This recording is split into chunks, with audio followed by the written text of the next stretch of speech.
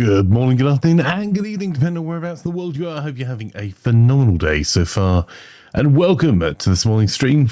We're kicking off a little bit later than planned with some Farthest Frontier Friday. So, let's get into it. Good morning, Laz, Doc, over on Twitch. Whether you're watching us on YouTube, TikTok, or Twitch is always much appreciated. Welcome back to New Starvingshire. Well, we have a bit of a housing crisis we're sorting out at the moment. We got some migrants last minute, just before we ended stream. So we're going to try and get those... our new people housed as quickly as we can. There we go. We'll set those as urgent priorities. There we go. I think we've also expanded some of our city centre back, our main city. So this is our satellite over to the northwest that we've set up a new town area with some buildings for furniture workshops so we can get a furniture export economy going. But more importantly, we have some resources here. So if we stick all of the notifications on it, there you go. You can see there's unlimited iron at the top. There's other iron ore down here. And what we're actually doing as well is making some of our own charcoal. So we're building a self-sustaining forestry industry in this area as well. And we've got some temporary shelters, some fishermen, so we're moving a little bit more of the production towards the northwest. So there's food nearby, and we've also split this with a wall to make sure that we can defend this from the ravages of raiders. And we're desperately trying to get these housing shortages sorted before winter comes. Let's just go in and make sure that these each have works assigned to them. Part of the problem might be they're bringing them up from further afield. Curse you, past flanker, current flanker, right? Good morning, Doc. How are you this morning? Lovely to have you here.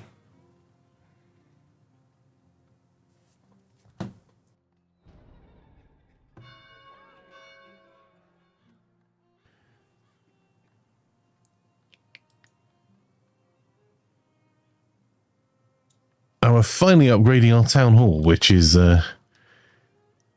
nice to have as well. That's one of the reasons we were building out our new iron works over this side, is to make sure that we got some of that sweet, sweet money.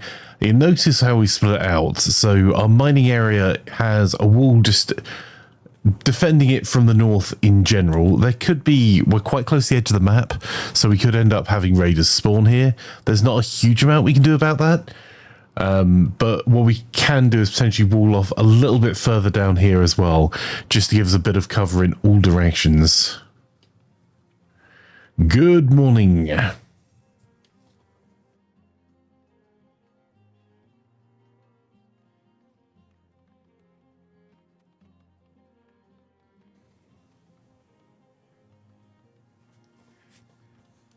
So,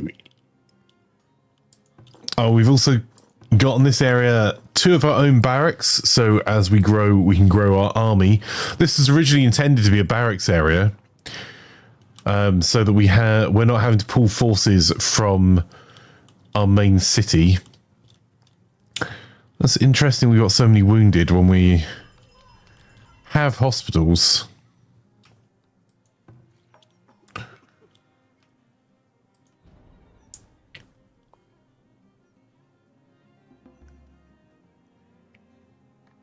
Yeah, our housing shortage should shortly be being solved. I say that, I can't see anyone highlighted to actually do the work. Also, our storage seems to be full on this side, so we may have to build another food storage area, which is good news. It means that going back and forth to the market isn't quite such a hassle.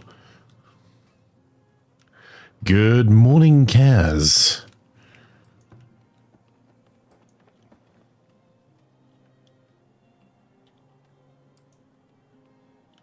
And I think we've tried this rock before. I think this is actually a little bit too far out for anyone to be able to get, but I'll stick harvest on it just in case.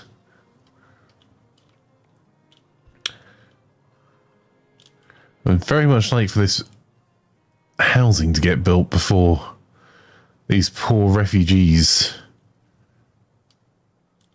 are stuck in the cold.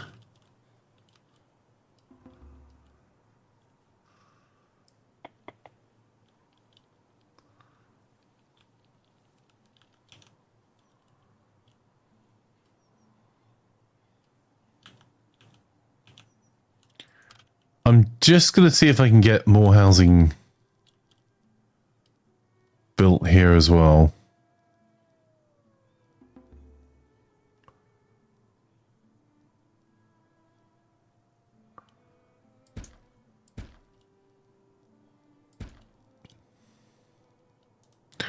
So the worst case scenario for us is we end up with too much housing. That's not really a huge issue. Although if everything's urgent, nothing's urgent, I am going to set these to be having urgent priority as well. Hopefully that'll just mean we get more builders working on these versus doing repairs for a short period of time. But we'll see if we can get ourselves sorted out.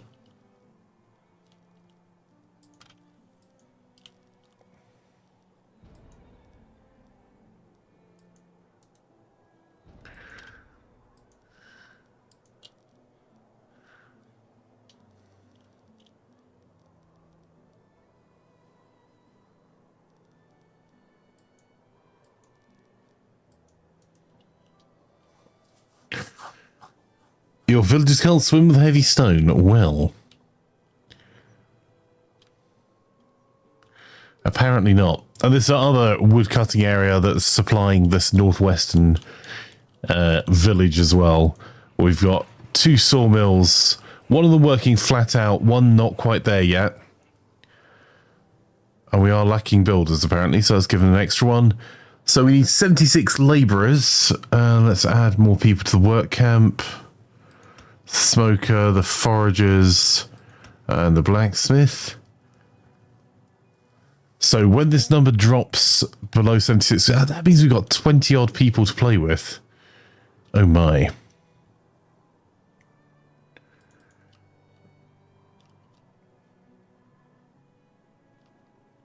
And what we've done here as well is, although the extraction and all the heavy industry is out here, the blacksmith forges have additional protection within the walls of the city. And you see we've got tools being made by 1. And there we go. We've just achieved tier 4. Our town centre has been upgraded. You see even the depths of winter is nice and warm in our town hall.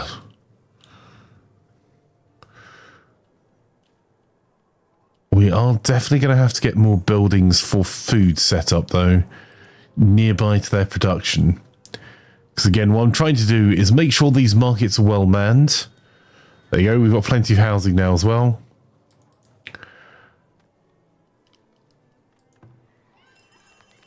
And we went through a bit of our reserves over here. And we were trying to improve the desirability of the area.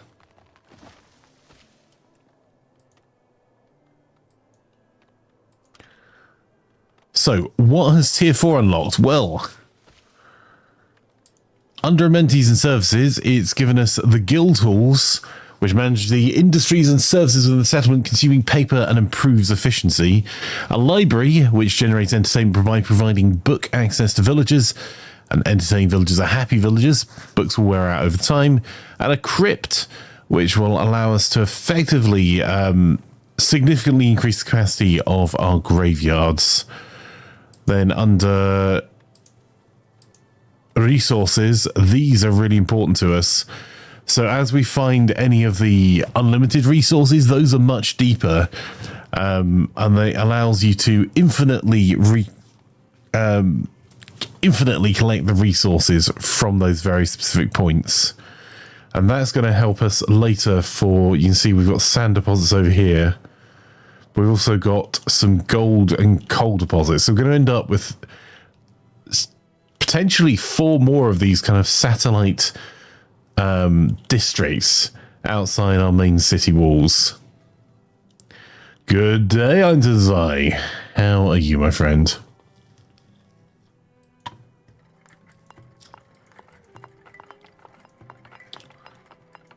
So we've now got this huge industry here that should, hopefully,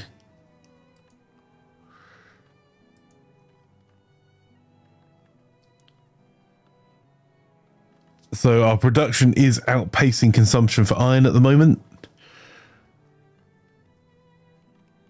Our consumption is starting to outpace our production for firewood, but we have kind of been planning for that.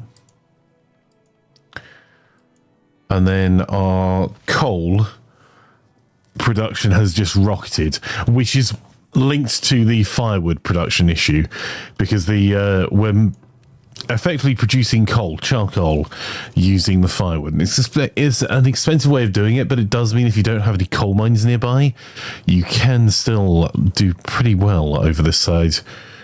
So we can have a compact industry here without having to effectively drag people all the way from like the lower areas where there is coal. So our industry is more productive. And we're currently planting at 10-1. So we're expecting our wood levels to go down, but you can see we've got 5,300 logs, mainly because this is one of our manufactured woodlands over here. And even with the bare trees, you can see we've got quite a lot of woodland at the moment.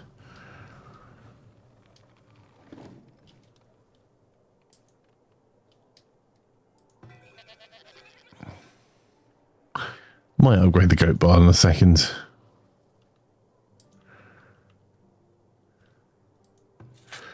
Let's check on our fields.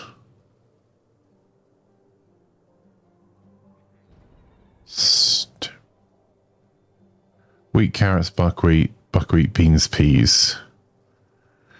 All right, that should be fine.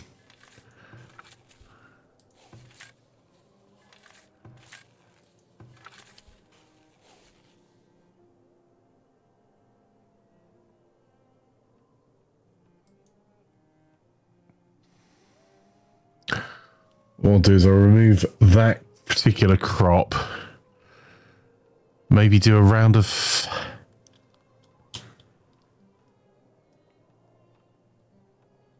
Maybe do a round of hay? But no, not enough room.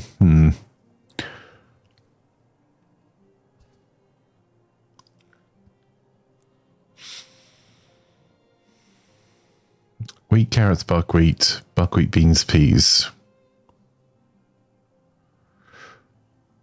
Looks like it's leeks.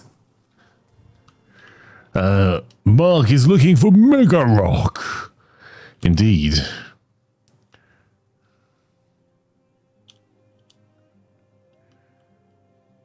Mega Rock is always useful.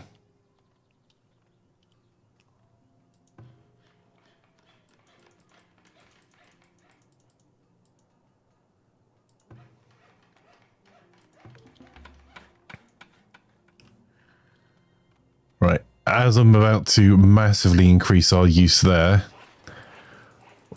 we'll also increase our use of labour there as well. So we've now got 13 labourers still outstanding. Happy Foundation 1.0 day. Sadly, I have a super boring appointment today. Oh, that sucks. Let's just go check what's on our... I don't even think Foundation is on our first place list. Although First Play Friday is typically trending more co-op at the moment.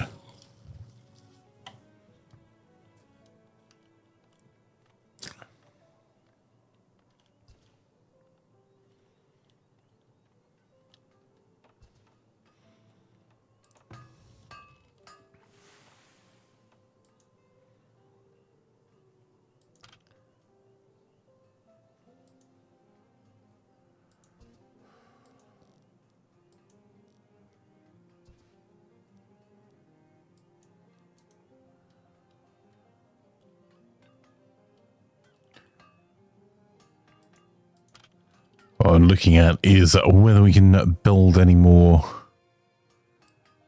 interesting production around here.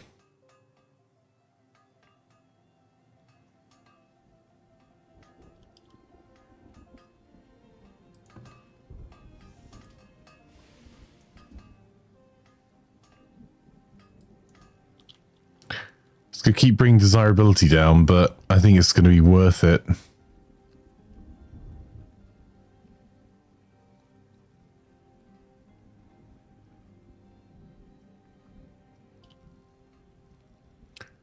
Maybe actually what we do is do it on this side.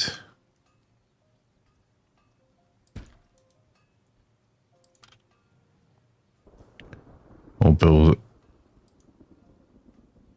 our road across this way.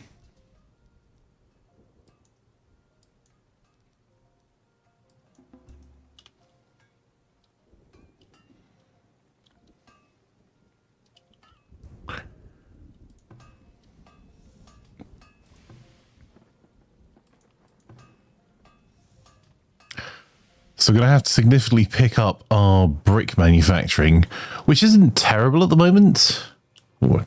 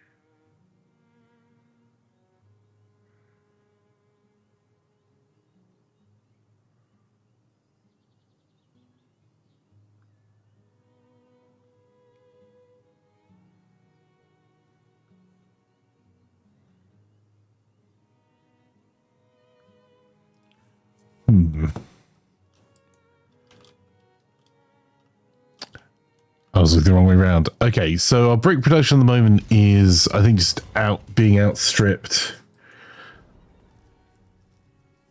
So we need to find somewhere we can put a deep clay mine. We're producing more than we're consuming, but our repair bill is going up because as more buildings get upgraded, the higher the repairs are. And it would be nice to be able to throw more and more people at industry. Why have we got rats here? That's weird.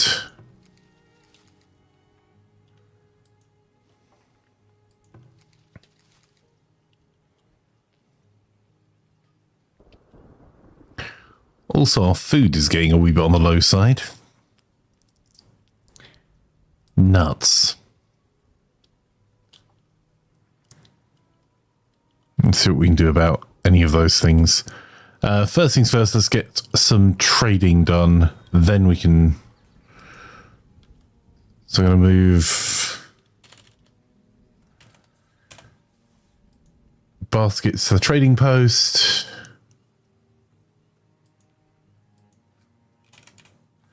Some of our medicine to the trading post because we're making that ourselves.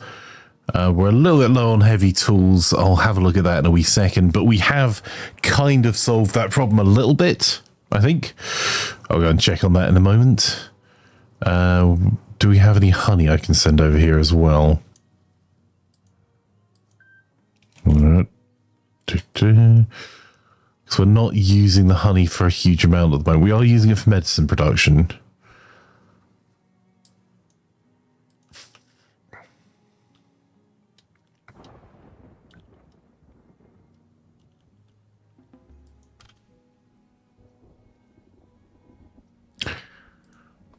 I'm going to continue going with our forager shack expansion as well.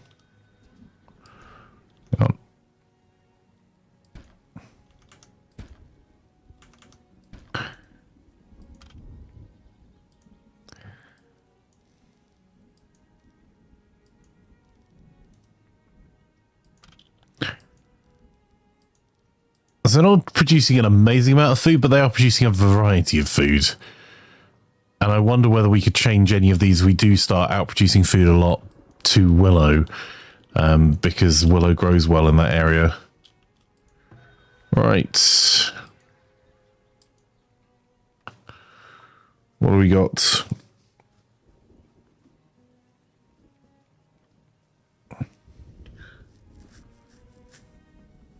Well, our iron's going up. That's good.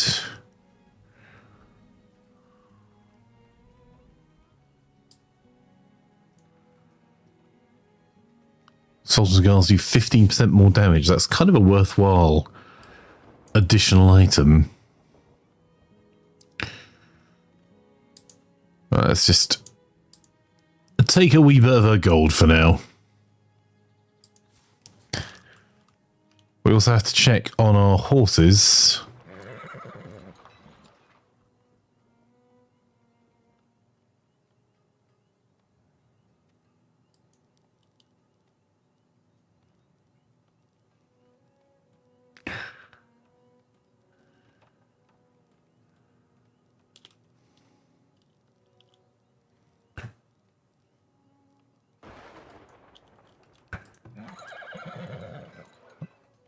All right, so we've got 9 at the moment. We need to make sure we hire more cavalry, because our cavalry is currently just dressed, Whaley and Leoden.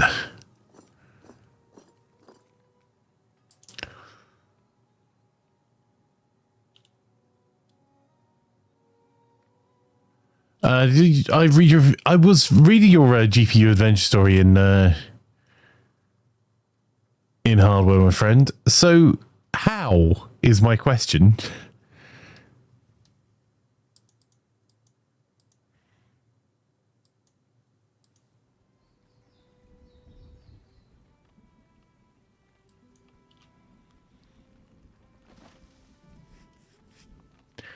Mark looks at his coffee mug and is confused at where the coffee he just made has gone. Right?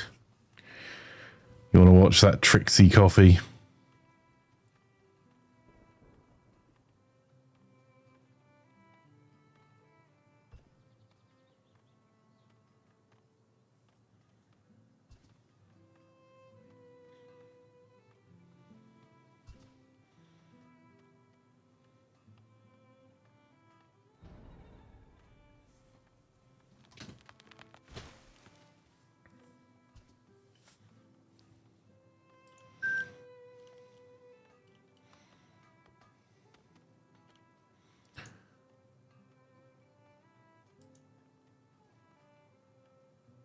All right, we've got 15 labourers we can throw at new jobs. We've committed 4 to foragers.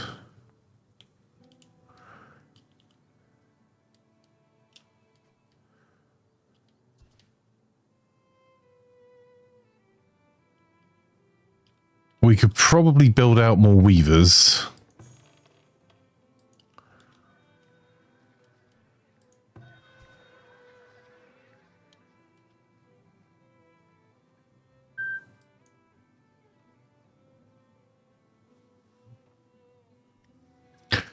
Oh, that's cool. We'll sell some of this medicine.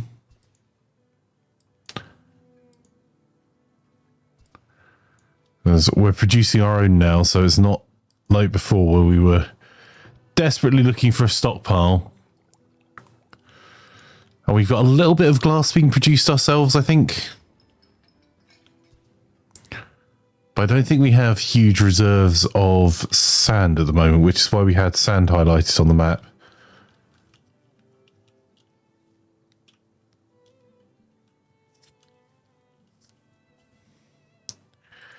We might have to start building out the sand bit and also start building out more fields.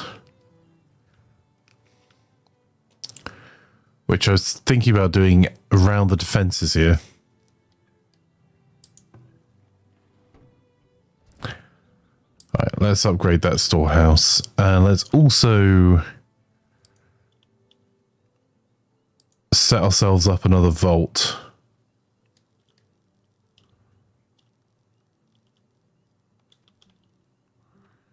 Can I sneak that in somewhere here?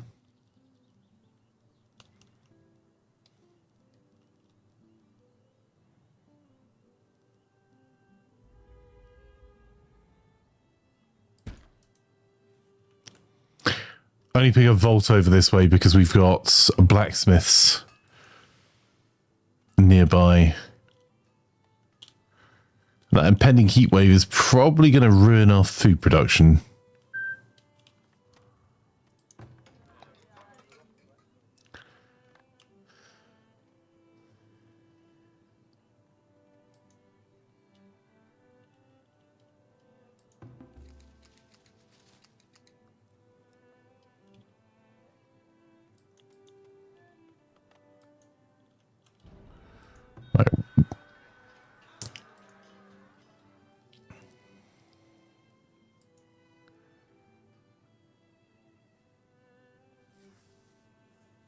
Right, we're consuming a lot more sand.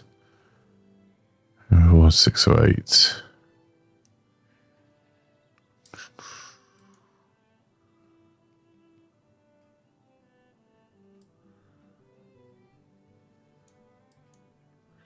I don't think either trader here has sand.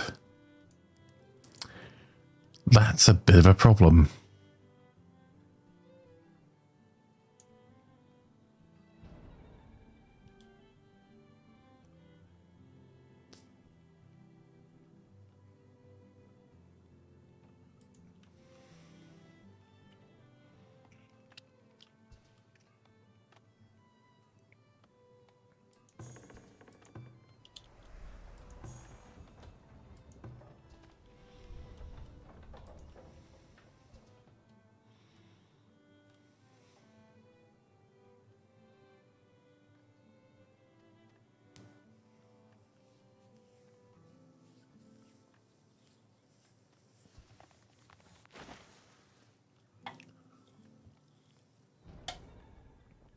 It's interesting fire.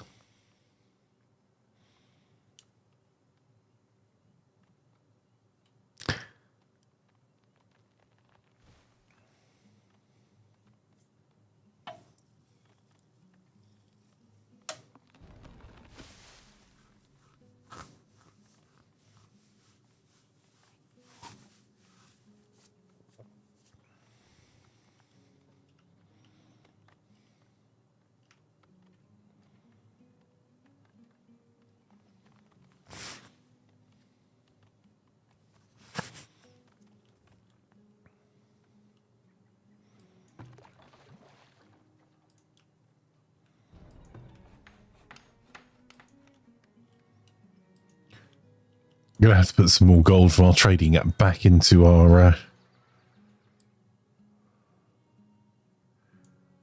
city's vaults.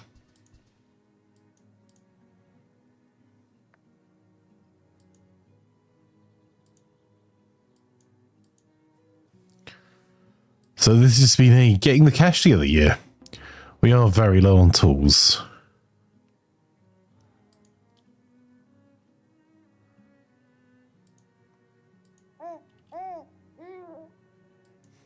Svengas has been born.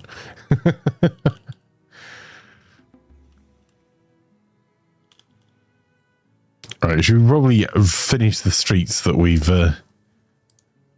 been putting off for a little while as well. Now we're out of the immediate crisis.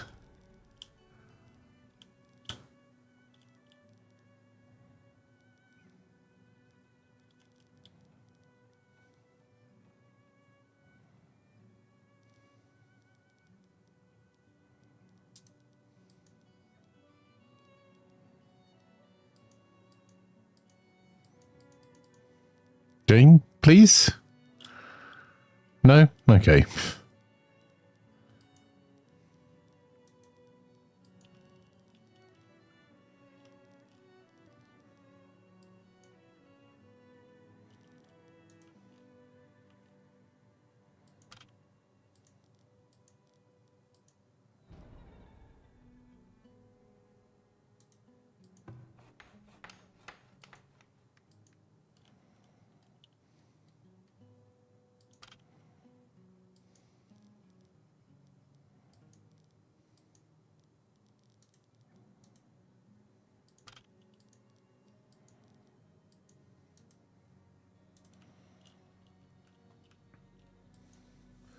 Okay, so our nearest sand deposit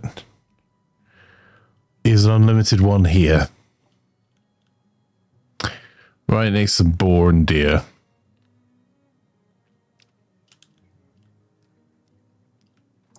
So we may have to wait a little while and then build a whole new town over there.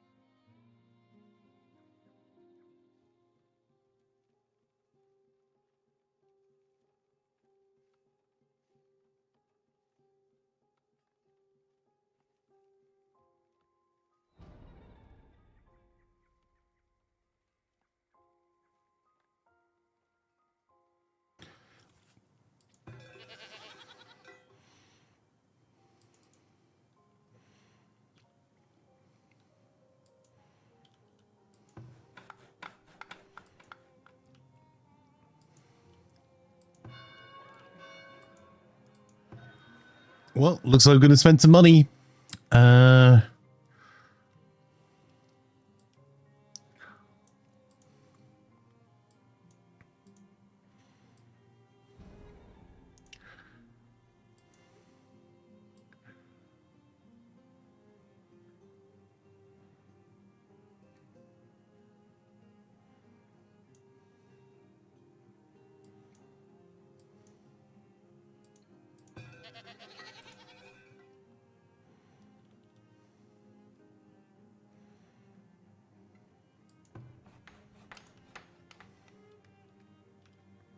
That might be all of our people, all of our additional resources in terms of our free villages used up, I think. Let's get that extra baker in there.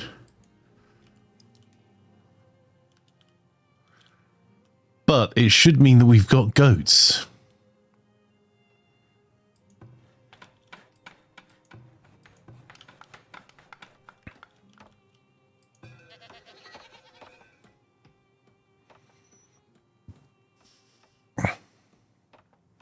Which gives us goat milk and will also give us some more meat potentially as well. And should hopefully get us one more. So max out at least one goat barn.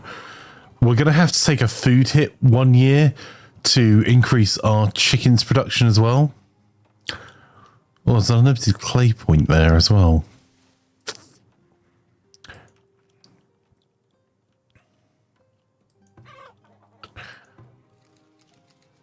We've also got our barn down here as well. Okay, we'll see where we go. Some horns too for Viking helmets. Wow. Just gonna go straight out to annoy FG like that, right?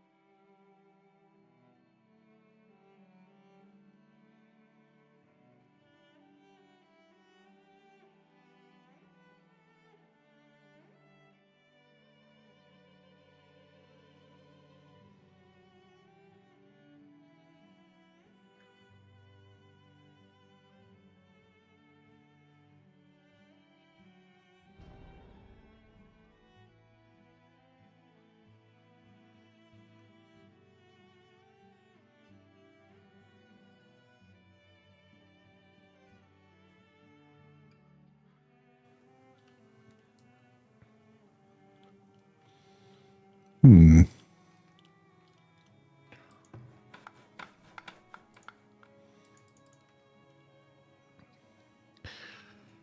right, we're not doing as well as I wanted going into winter, but we do have some free housing. We do have a few months worth of food, and there's peas being grown, so that's something, I suppose.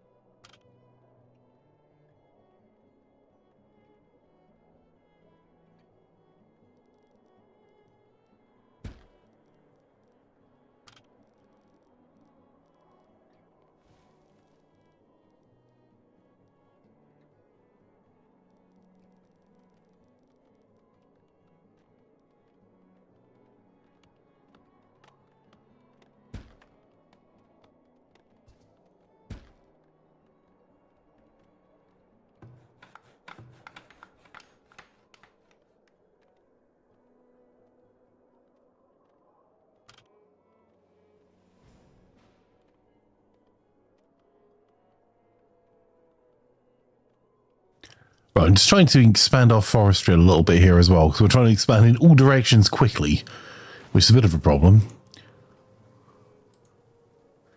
Morning, Russ.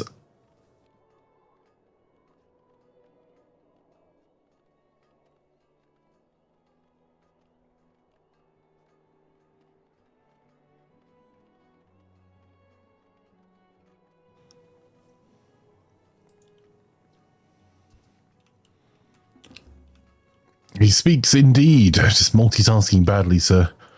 Right.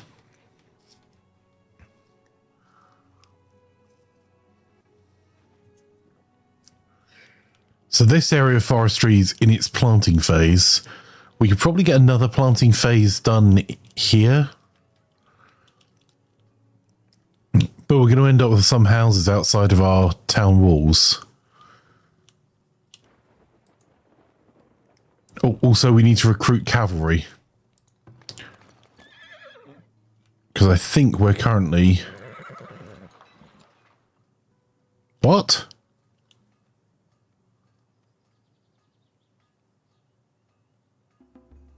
How?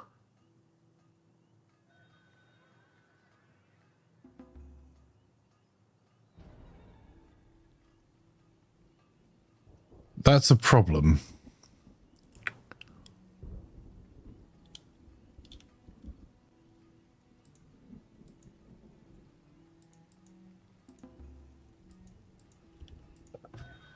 We seem to have lost lots of our horses.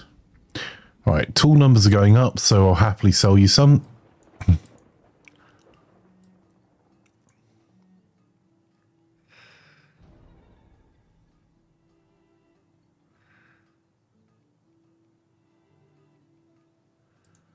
Right, let's get ourselves over this building hump. Just while our industries come online, we're massively overpaying for bricks there, but...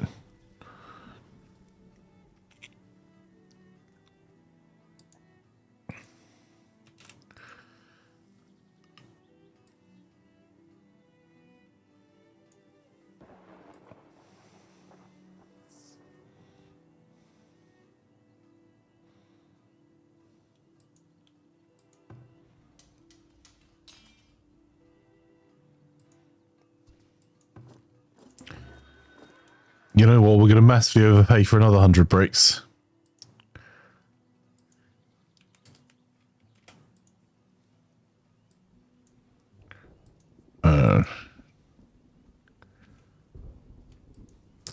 Really shouldn't do this, but we'll try it anyway, see how it goes. How's you this morning, Russ? What are you up to today?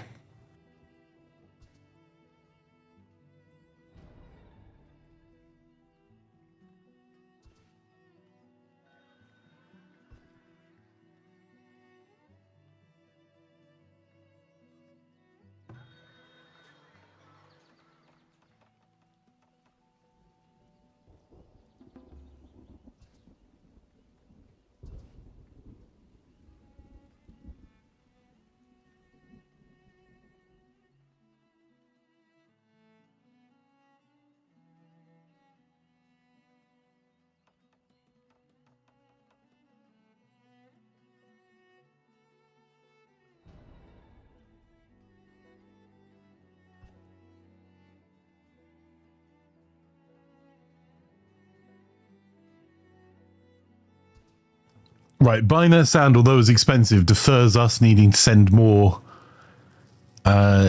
set up our new area, so that's probably a good value for us.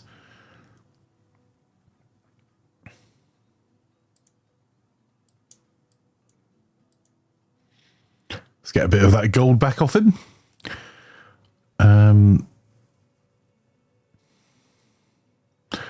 Oh, we do have glassware in stock, so in that case...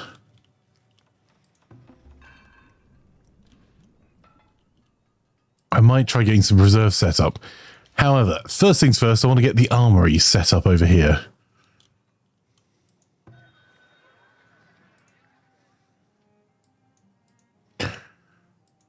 Really do with sorting out our devastated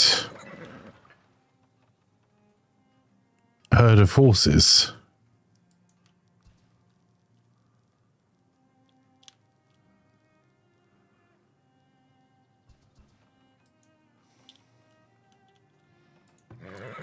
We lost 7 horses somewhere. I've got no idea why.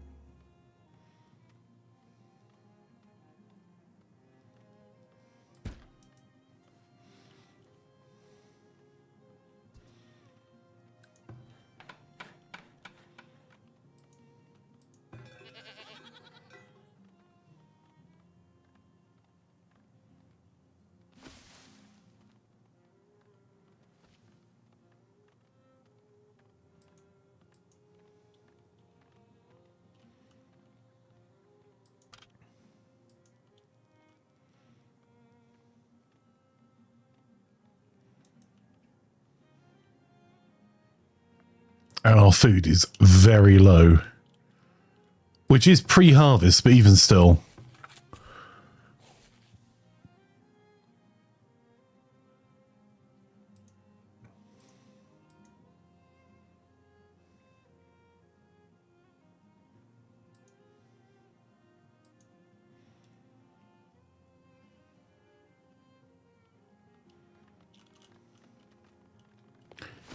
We're trying to address it. There we go.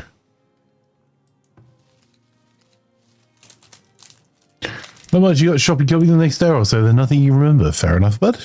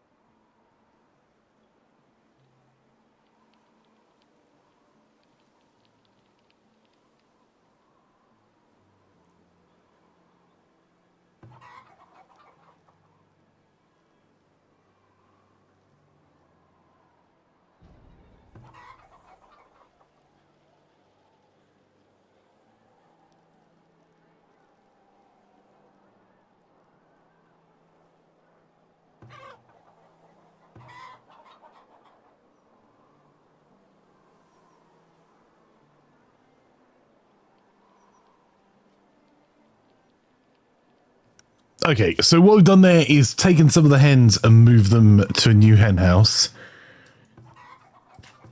These two flocks should recover next year, or over the next year, and this one will take another year after that to really be at full pelt.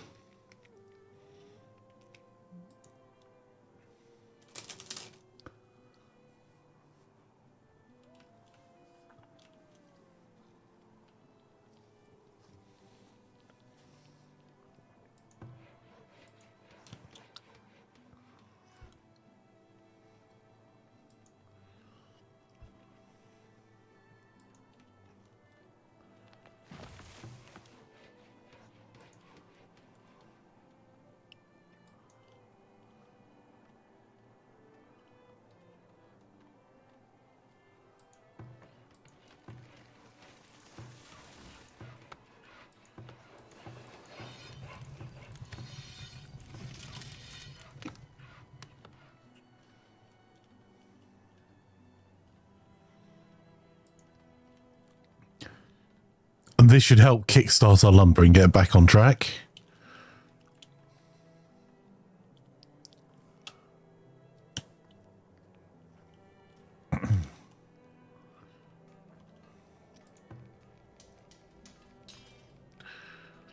Let's put more people into the arsenal, and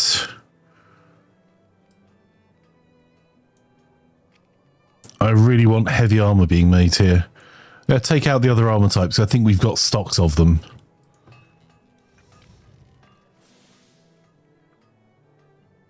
And we need to get ourselves more stone, which we may have to trade for. I don't actually think.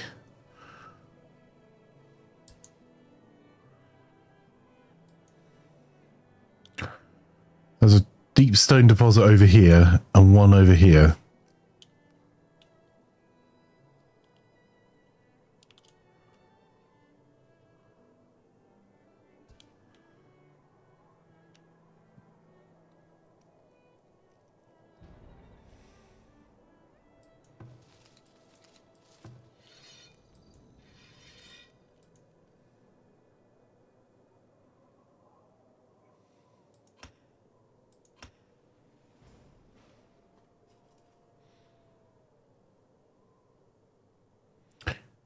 And we are back skiting close to the wind again.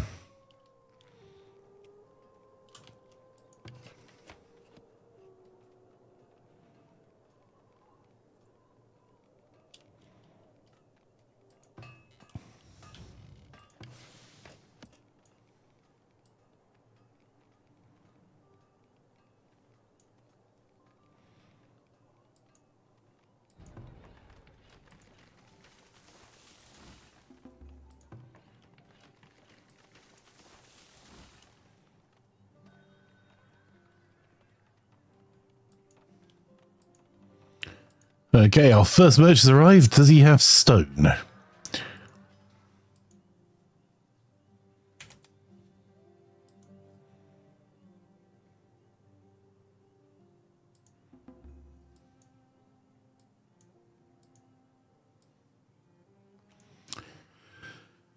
Oh, that's expensive. Not as expensive as that. Jeez.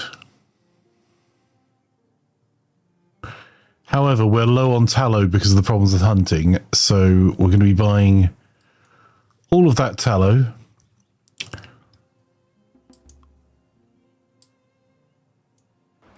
A chunk of that stone, because that will get our backlog of buildings out the way.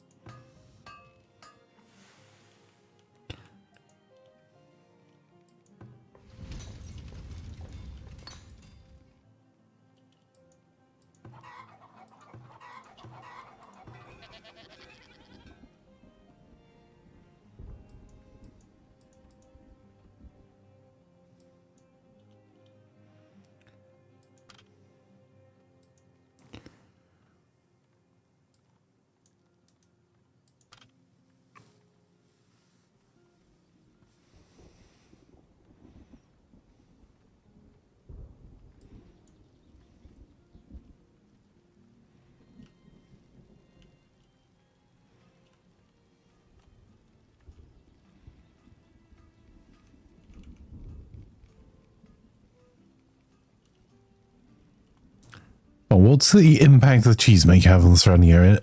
If no one cares. All right.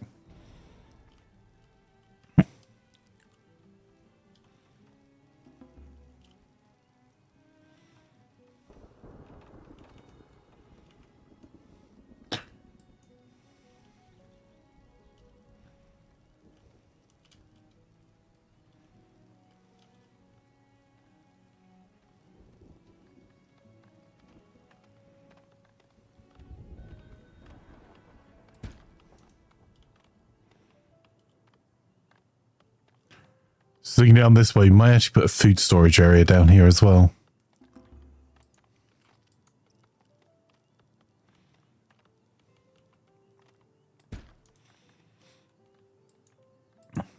Second merch of the day.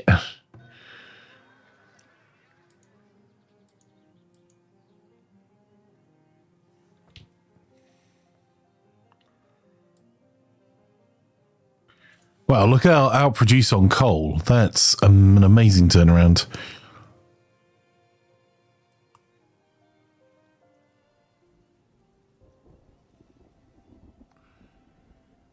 I think for once, there's nothing we really want to buy from her.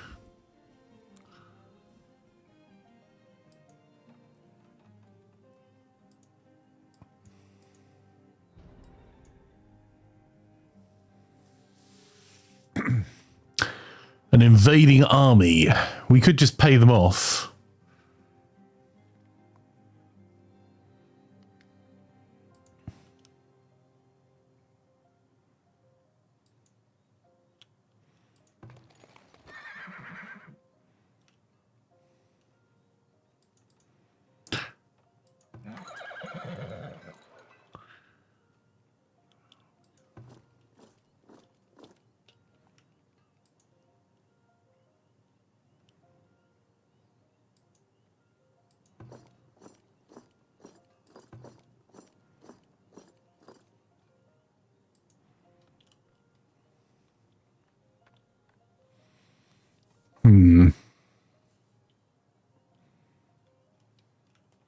Yes.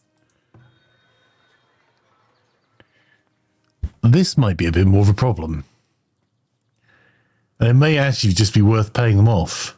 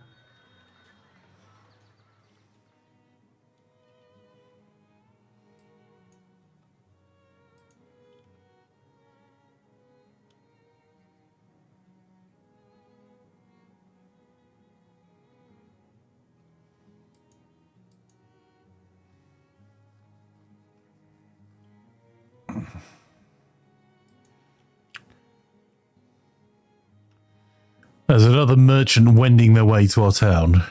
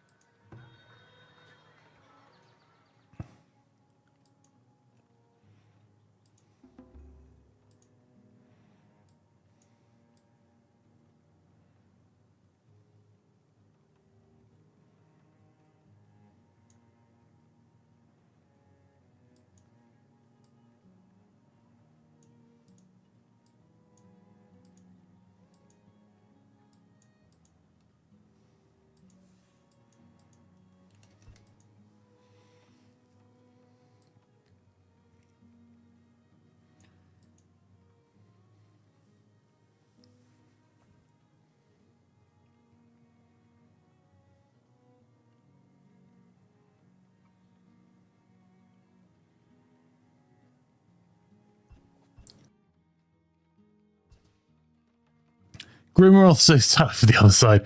How are you?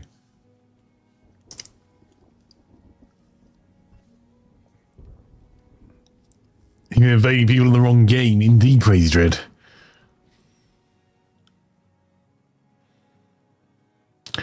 Given the current economy, I try to be as naughty as possible all year round, says Grimroth. Have you seen energy prices? Getting coal from Santa is just better move financially.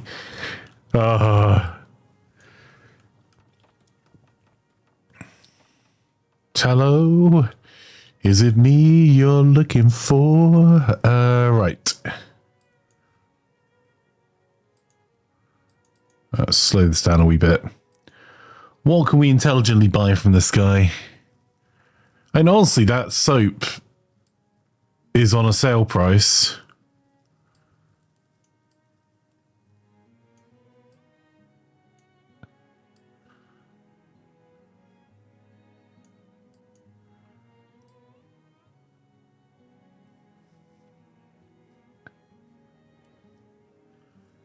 There's no stone. We're actually pretty low on protein. It's not like we've run out. We can buy and transfer some protein back to...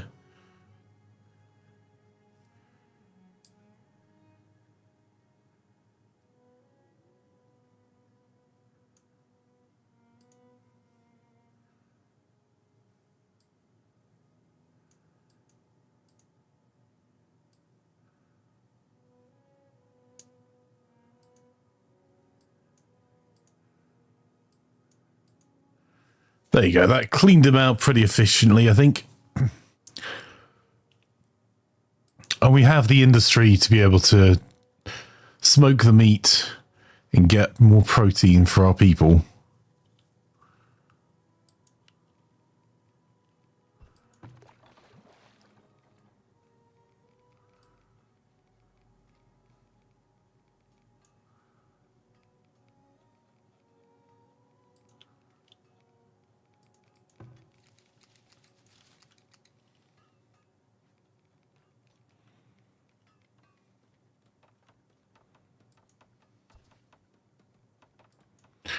$2,309 gold they want from us.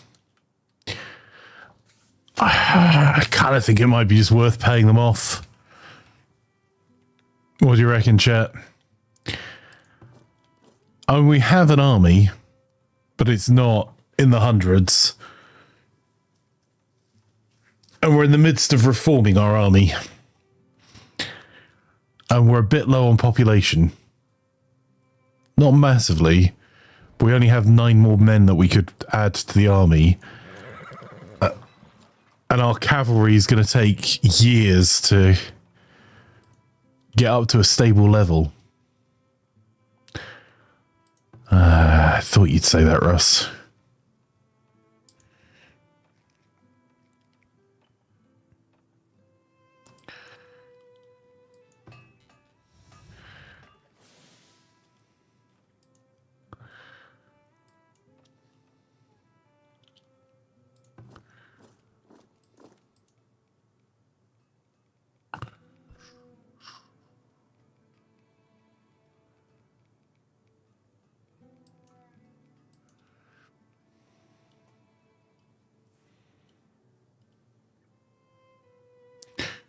All right. If we were going to get some blood for the blood god...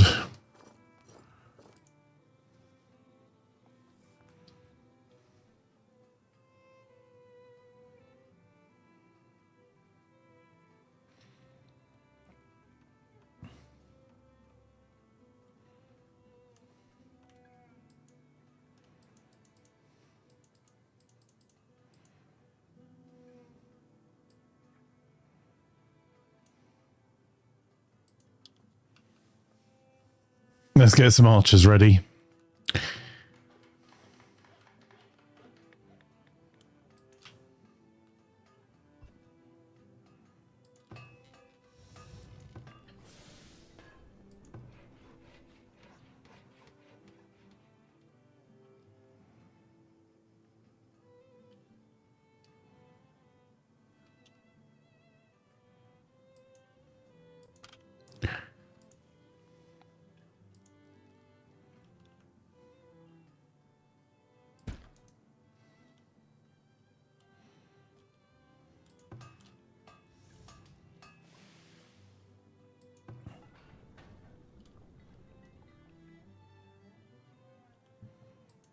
Okay, we've got foundries that need updated.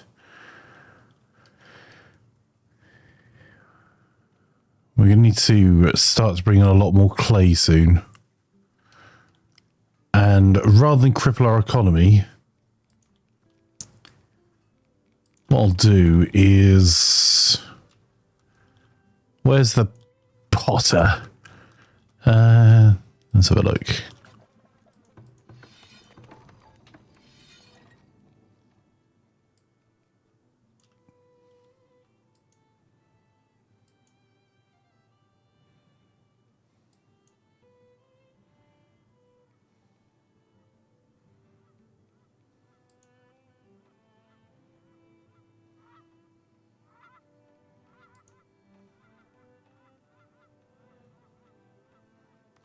Yeah, our consumption of clay is skyrocketing.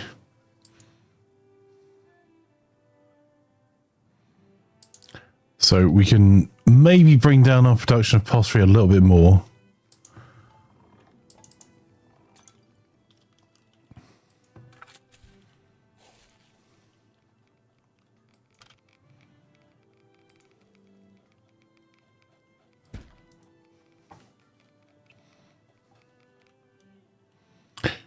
That'll give us the ability to double our clay production soon TM.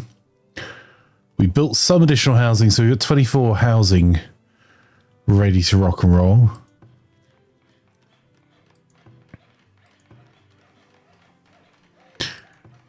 Hello. Hello there. 9, 27 furniture.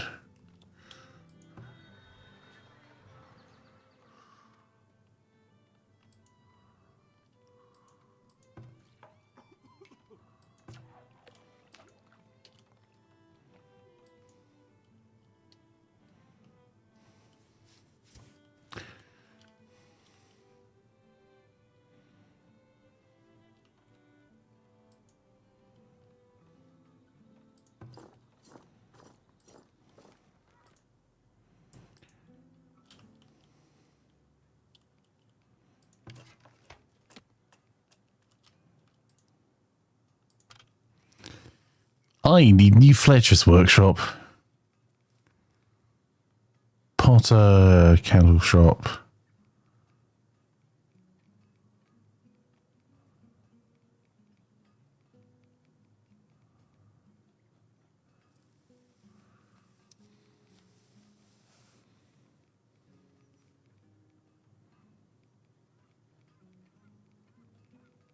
There we go.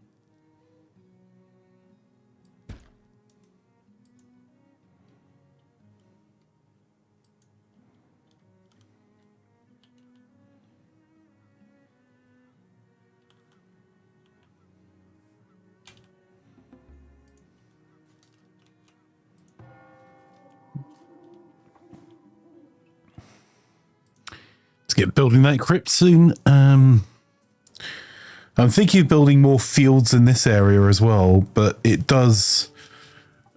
There are some disadvantages to doing that, in that although there's really good fertility here, I don't think fertility... Ooh, I say that. Look at some of our fields. They're trash. Oof.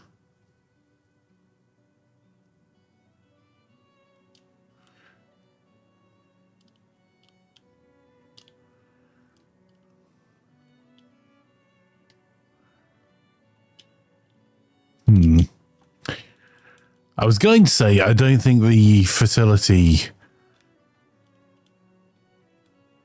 is hugely concerning, but we've done some very silly years here recently just to boost our food stores. So maybe fertility is more of a problem. Maybe we do need net new fields. But also it's a bit of a waste of having our theatre here if we're not going to utilize it. How long we got now?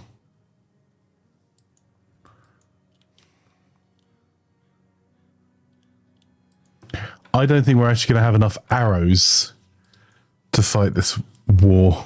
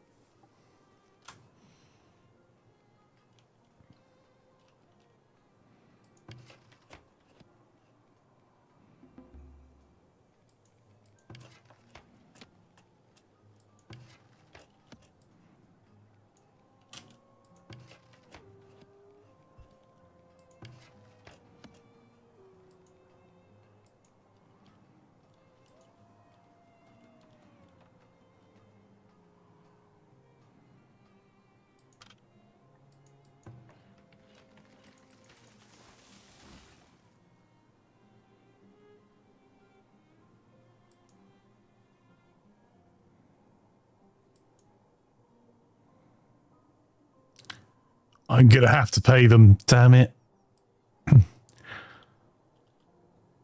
I'm pretty desperate to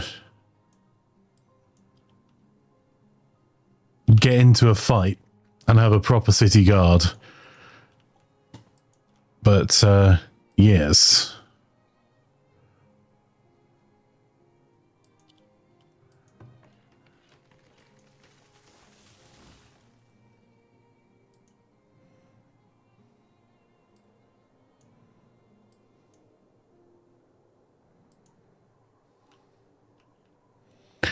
We're so short of arrows, our hunters don't have any. Howdy, Thunderclaps Squatch. How are you this morning? Lovely to have you. Alright, there's a lesson there we forgot about Fletchers.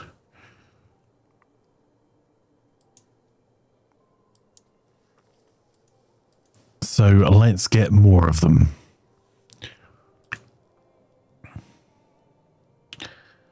And place them adjacent to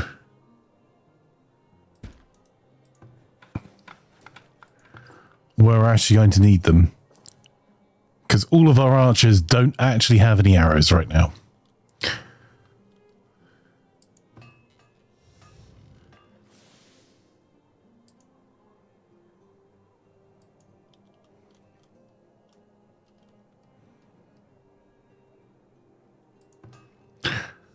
We'll upgrade that blacksmith forge and that basic well.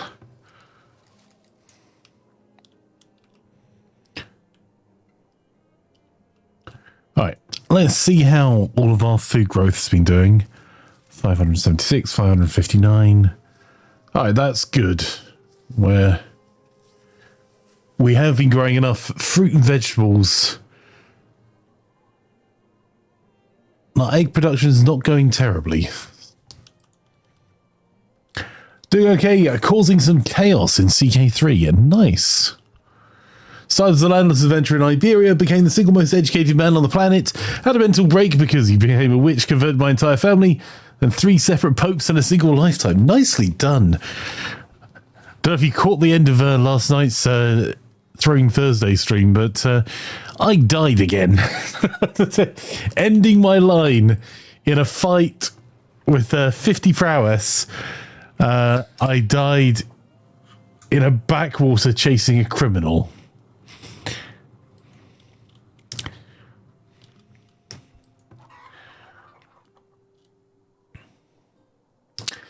After visiting every city north of Africa on Earth.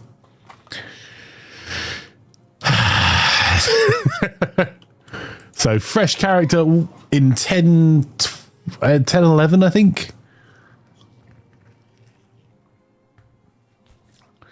Some interesting times ahead.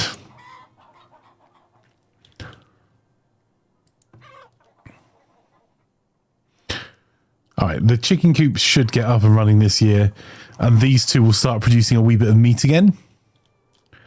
How's our coos doing?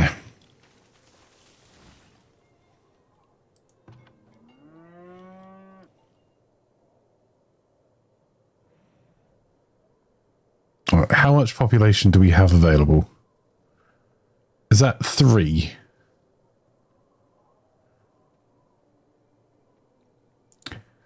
Nope, that is 0. I need 7 just for the cows.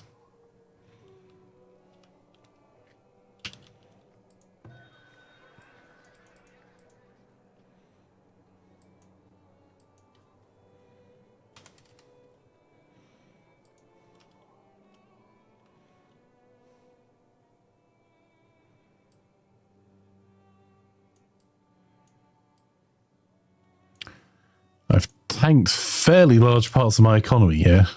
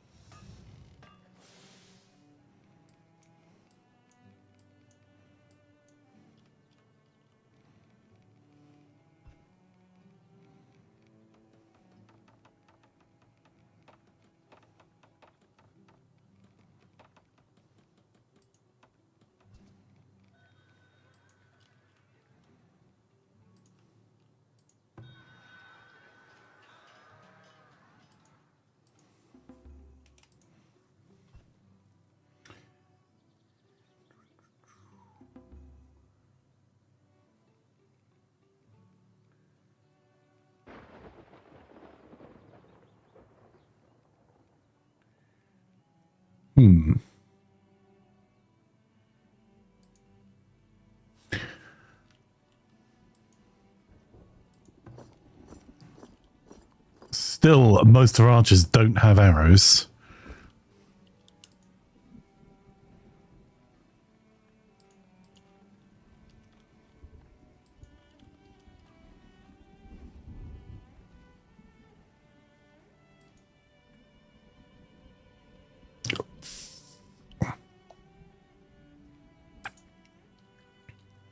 We're skiting by the skin of our teeth. You always start A67, us two, Thunderclap Sasquatch. This is my second character death, ending a dynasty in our current Thursday night run. It's been a bit brutal.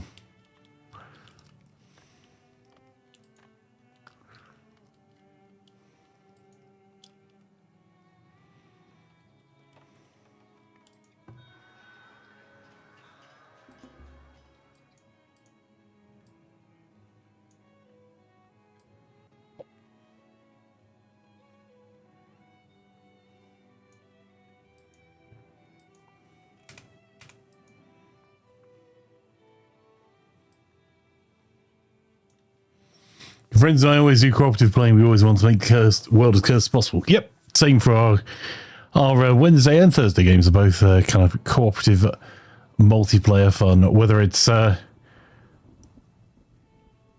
interesting, whether it's running as a single kingdom. The great Kankst kingdoms are something to behold. 290. Right, I need 300 glass transferred over. We're going to sell that. Sell that.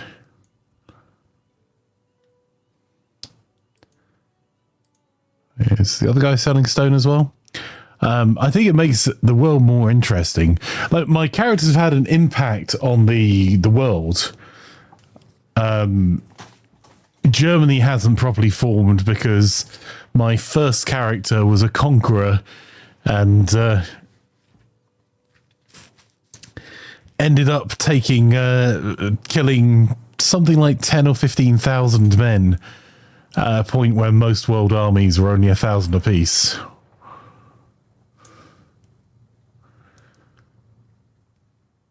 Okay, we've got 2 of those in stock.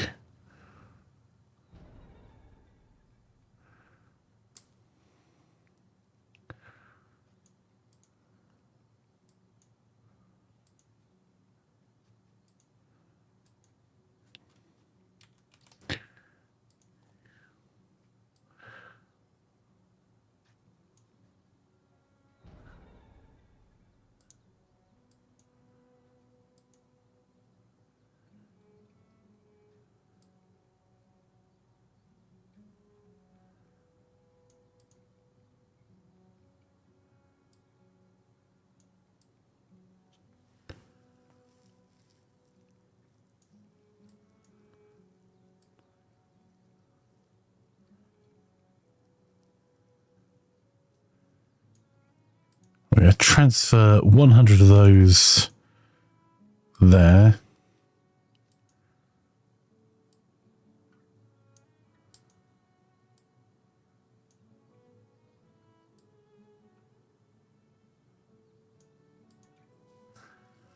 A bit of a big play, but we're going to take a lot of stone.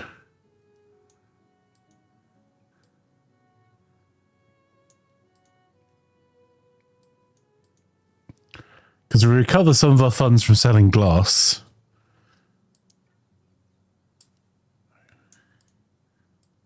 Not seeing any available clay.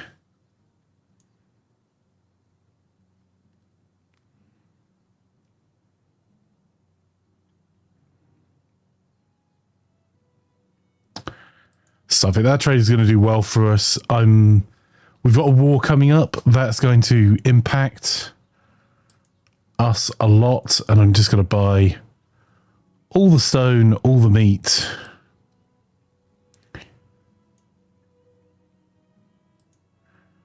And actually, as raw goods, all the hides as well.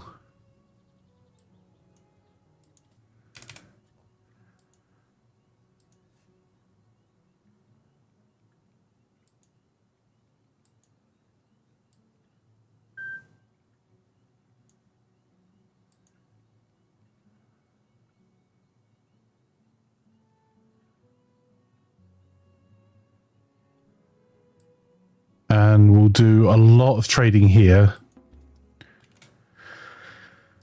Probably a dumb amount. It's going to take a little longer because we've given up so much of our cash. I'm going to hold on to the furniture because I think we're going to need that. I'm going to start taking on spices. We're actually producing some of our own plate mail now, which is kind of cool.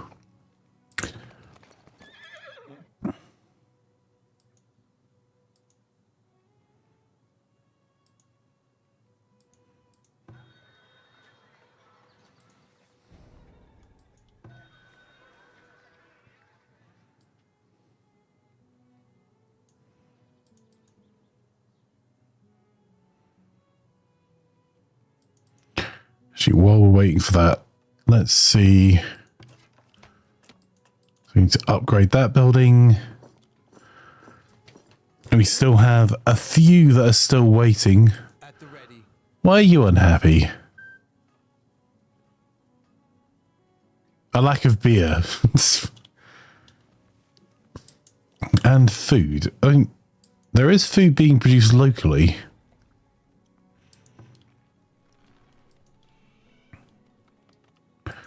Smoked fish, fruit and vegetables. And you can grab these nuts as well. The use of sport means you do whatever stupid thing you want. Yeah, like, it's really cool, I think. Playing CK3 as a co-op is so much more fun. Like, I think that's true about a lot of games, but CK3 in particular.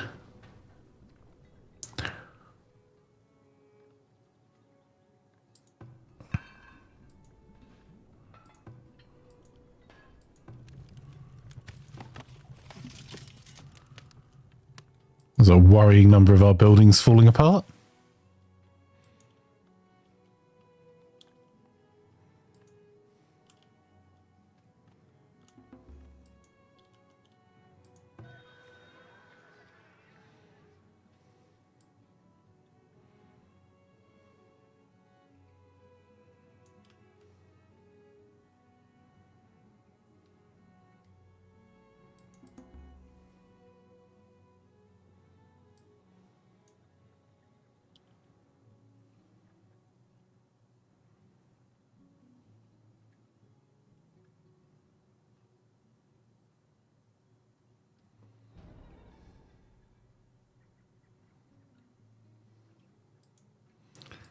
Work areas are empty. That's the same guys complaining as before. So they're actually meant to be planting trees. Same area. And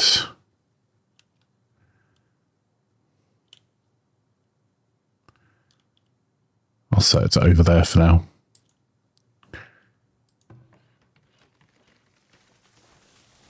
Okay.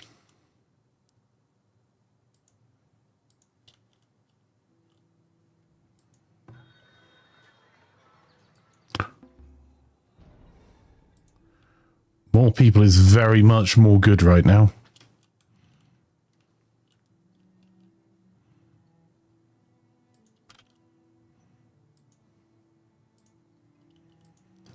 Huh.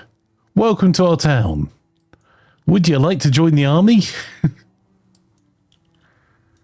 Adventure and all that jazz.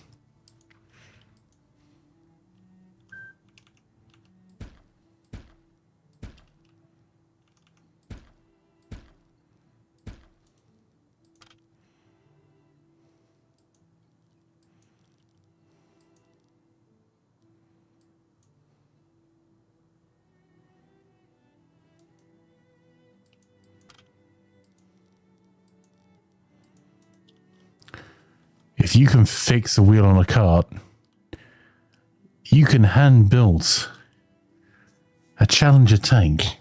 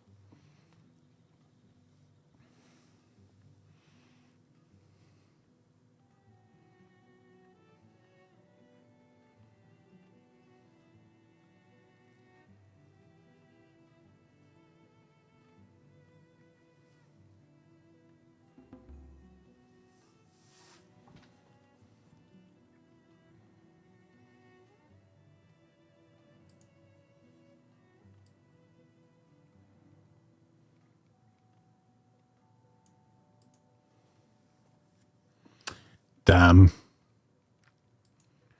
All right.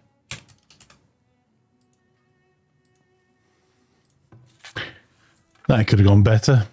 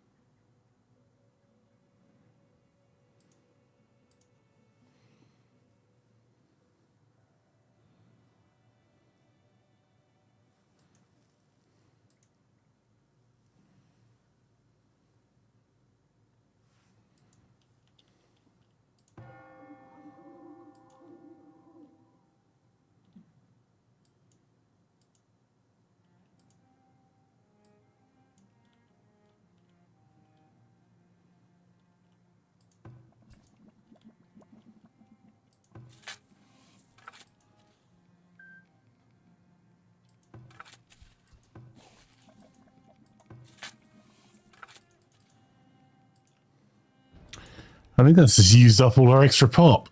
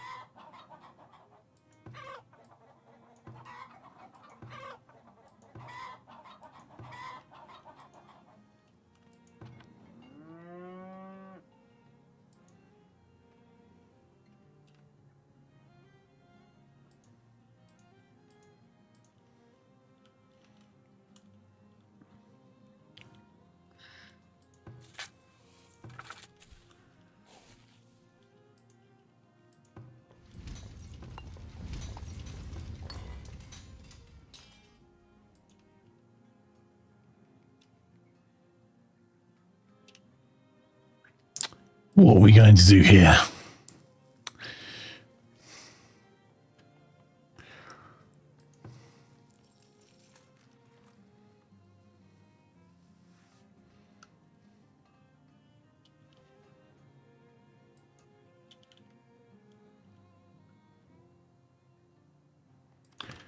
Amenities and services. We're going to need a rat catch down here now as well.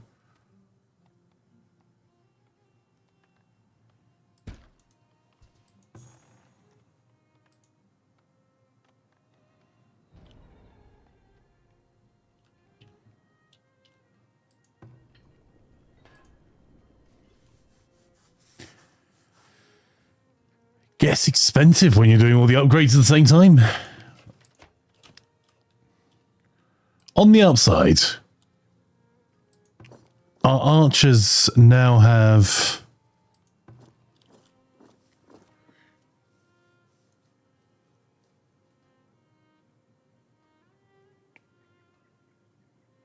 crossbows.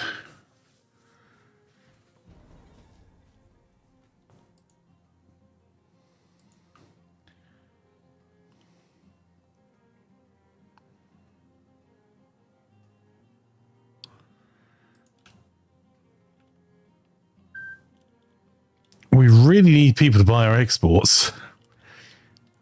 Because we've got this export industry here where we're making baskets, which we could really throw more people into, to be honest. That village dying of old age meant we don't have a housing crisis anymore. Huzzah! Thanks to the excellent management of my government, by allowing old people to die, we have more housing. Huzzah!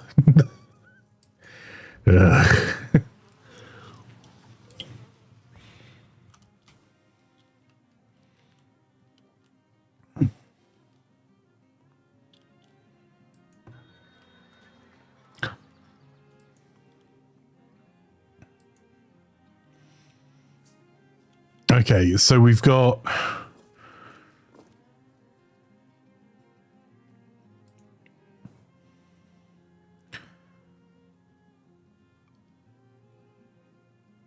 a unit of light infantry down here.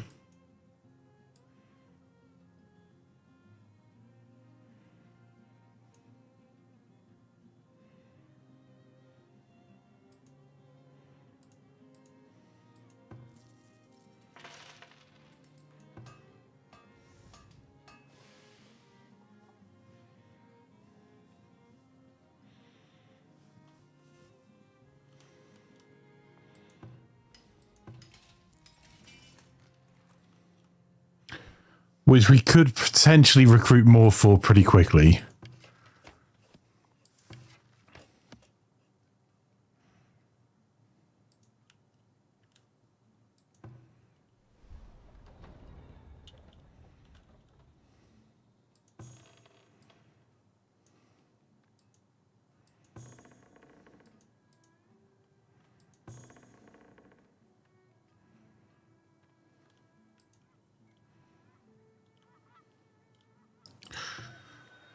Right, what other stuff can we get to trade? We've already pre-prepped some things for trading. Make that 500. Alright, we have got 23 weapons sitting around somewhere. Where, though, is a bit more of a mystery. I would imagine they're probably in storage over here, aren't they? Yeah. We'll get them to shift those into the vaults.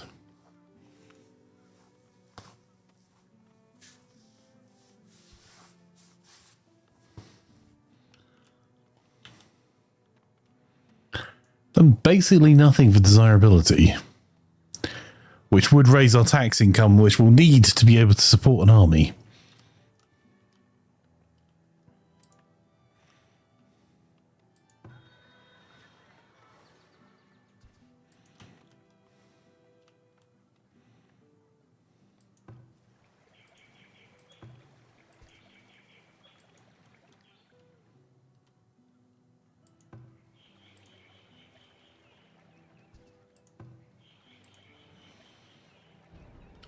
Yeah, we'll spend 200 gold and 80 bricks on beautification of this area.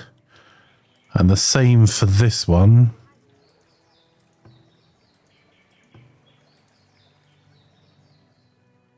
Because with any luck,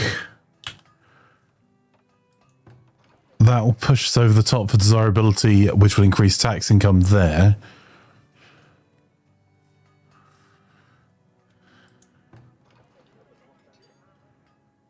And we just need to improve desirability for the large house turned into a mansion. We do have a Rakachar over this side. I'm sure this will be fine.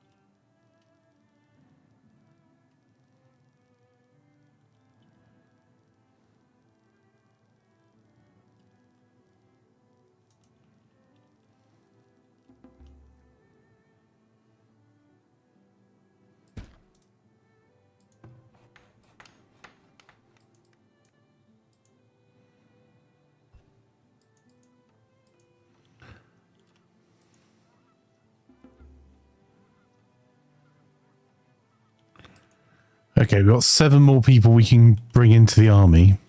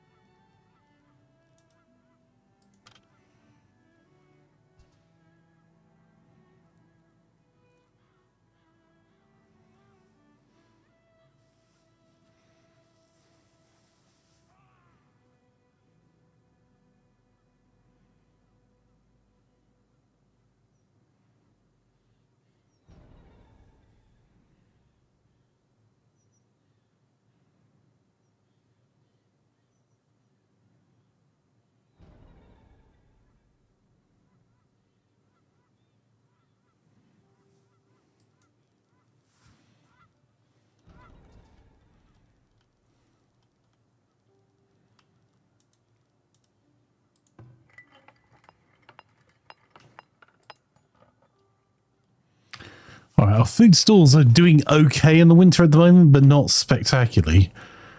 I'm trying to get this developed out towards this direction to get us our next market.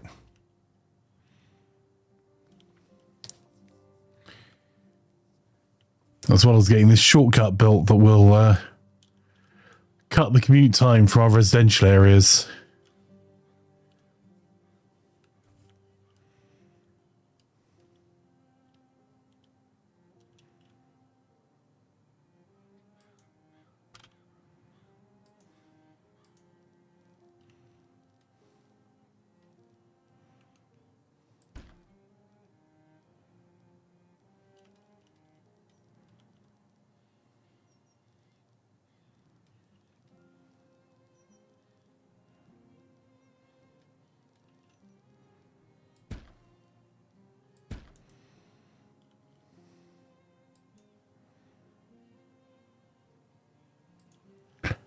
7 spare labourers. You know what? We're going to put them into export industries.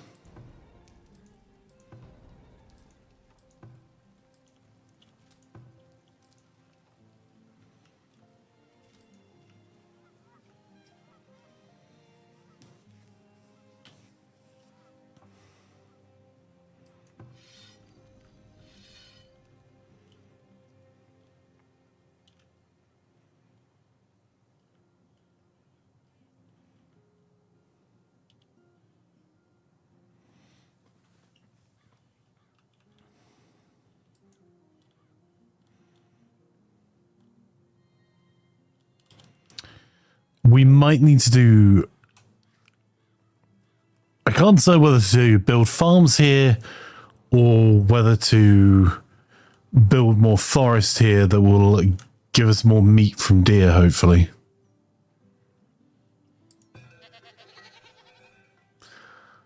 But our goats are almost there.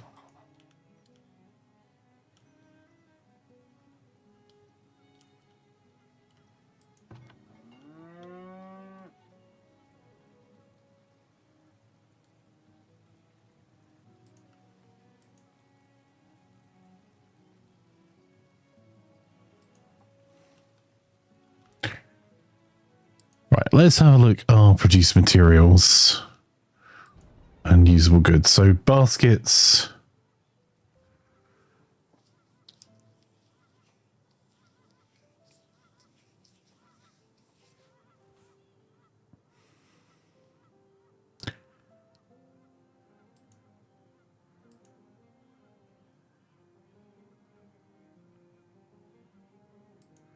So it's agriculture, Willow. And we're now just catching up to consuming as much as we're producing.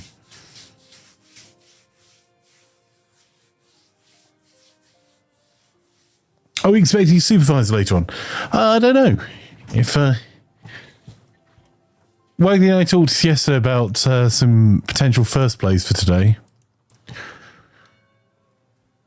So we've got 19 games on our list.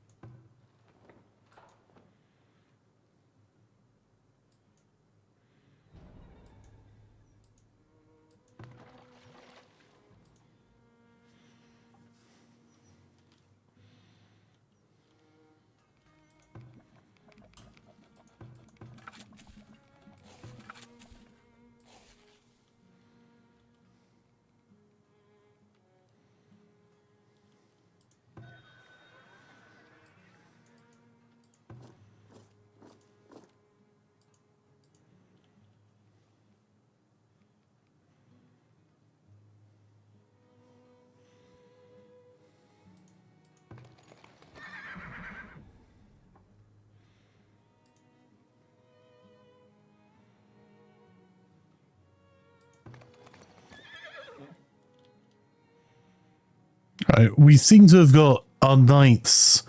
3 of them now have heavy weapons instead of just 1.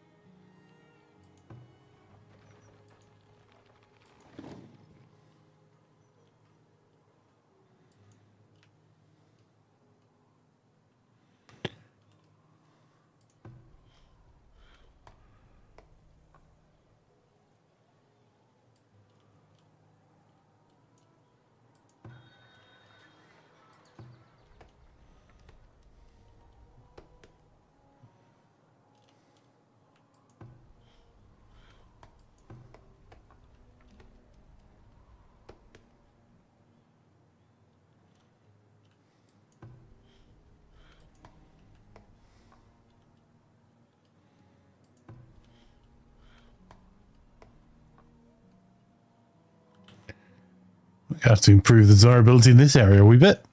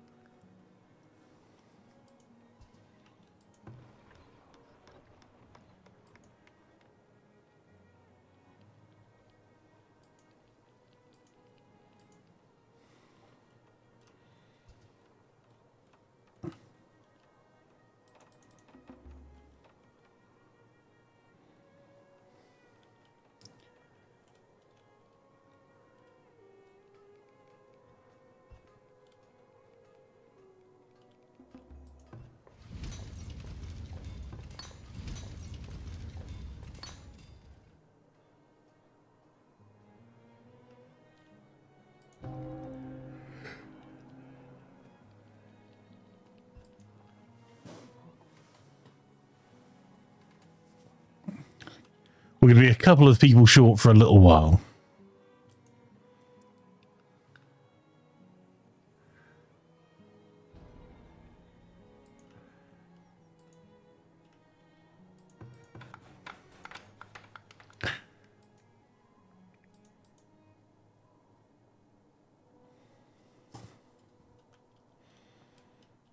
Just can't wait to see what the new bakery looks like.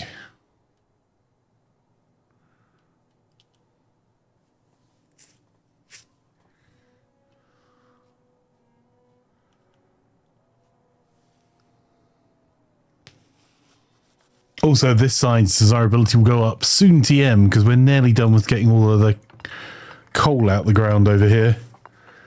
And these coal mines have been dinting desirability for a while.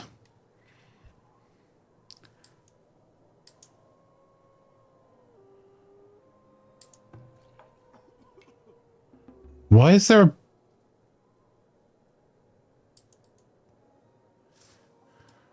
What on earth?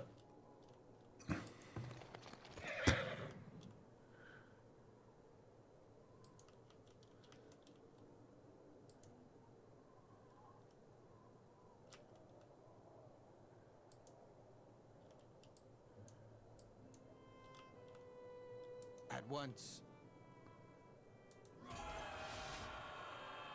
Freaking bear in town. Have him.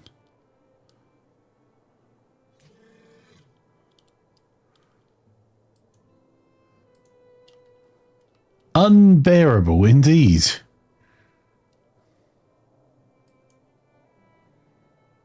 Killed a villager. Our economy is very finely balanced. Will no one think of the economy?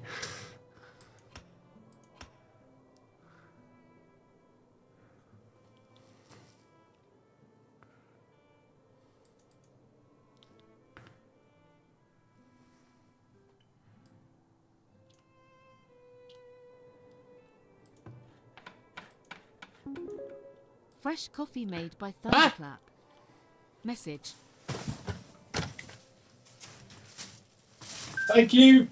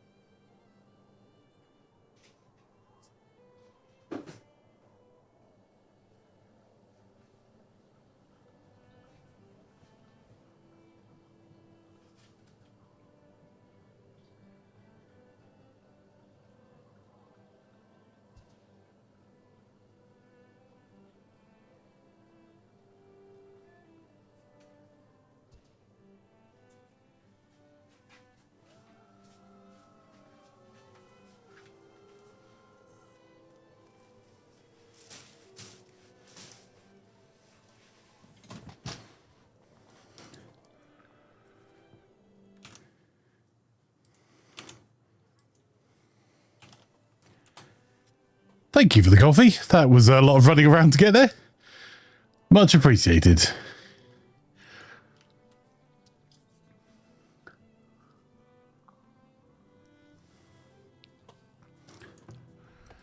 I almost thought our bakery would be finished by now.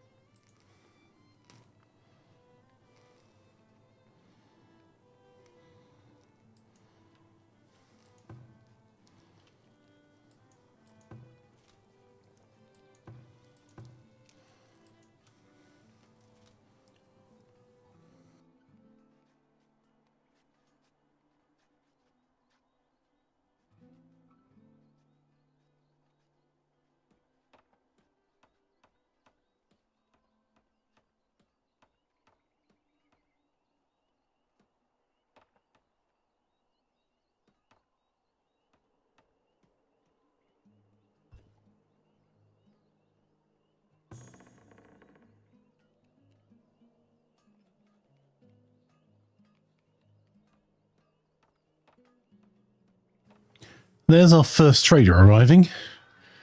Thank you again, Thunderclap. Starting to feel the cold, which is not a good sign.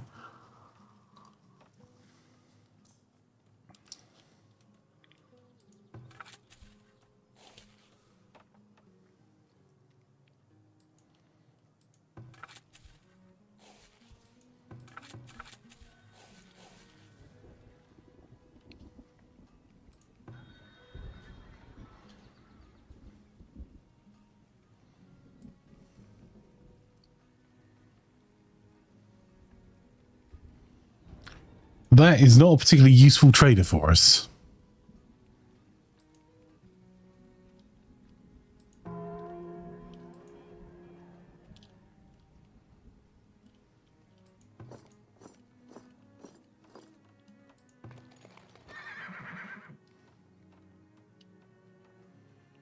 Oh, we did get another set of heavy weapons, though.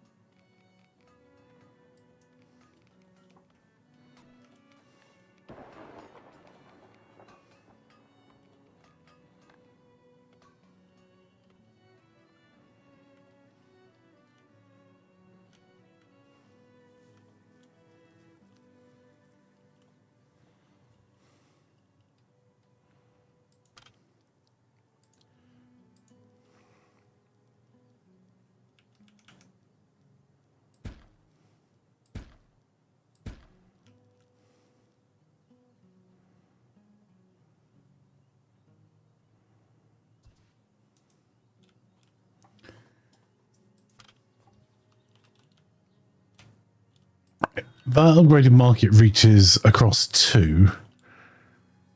I think we're going to need...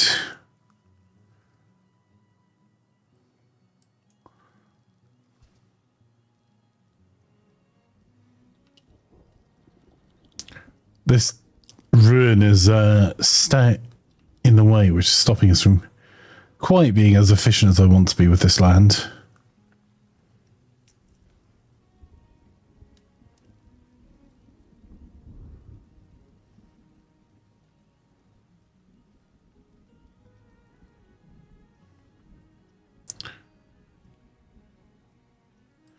So we may end up with a bigger amenities area here.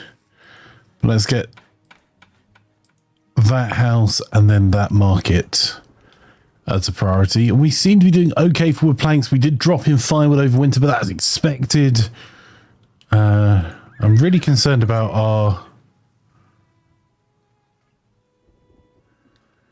Our horses and their fodder.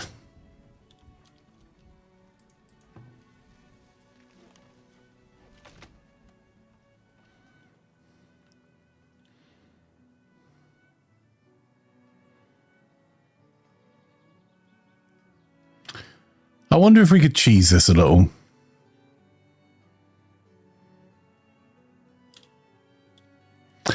And just build a lot more trees and then just move the arborist around. Because most of the time they're sitting back waiting for trees to mature at the moment. Which is hardly a taxing job.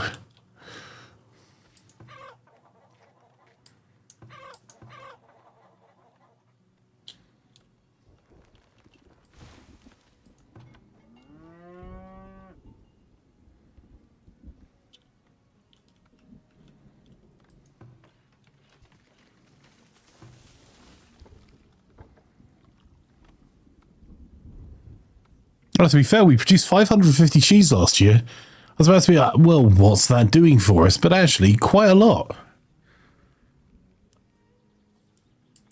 That's genuinely impressive.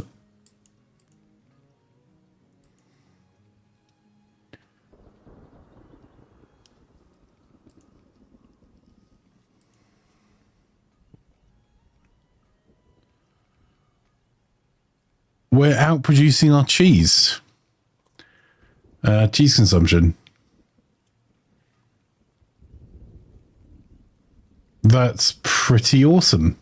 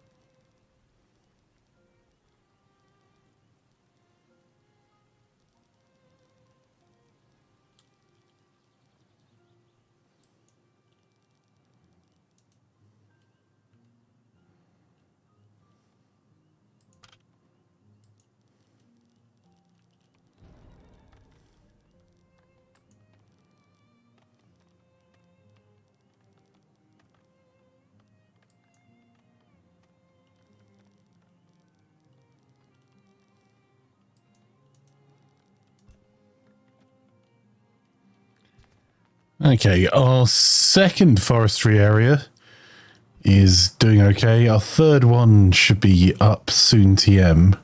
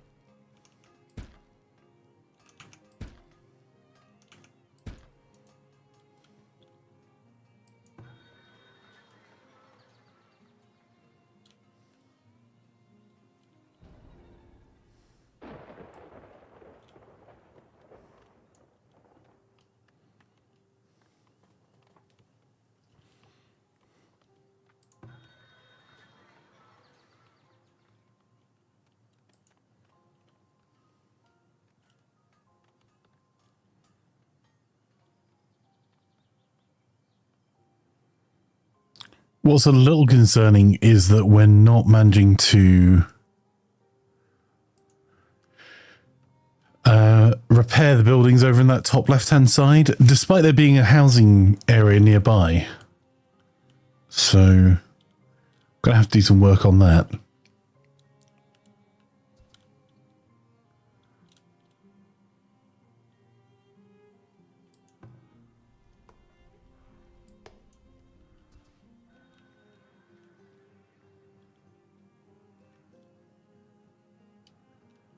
Right, we've got merchants here. I'm just checking.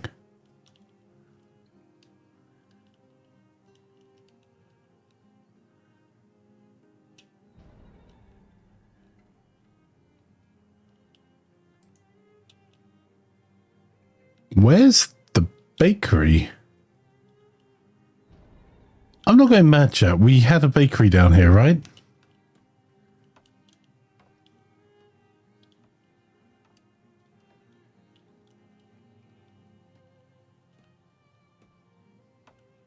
Oh, that's the bakery. Jeez. Wow. Pastry shop now. Which we're going to need preserves for, so we need to start sorting that out. And for preserves, it's going to be...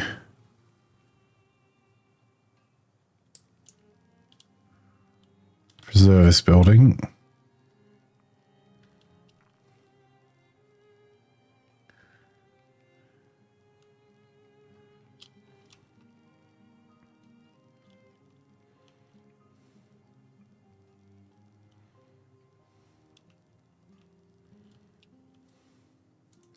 Actually, does that have any negative side effects? No.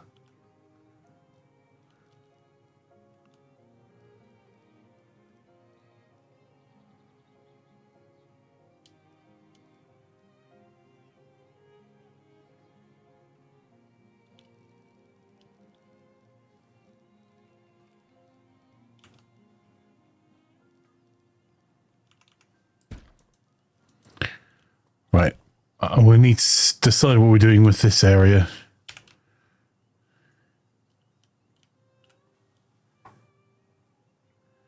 Isn't that weird?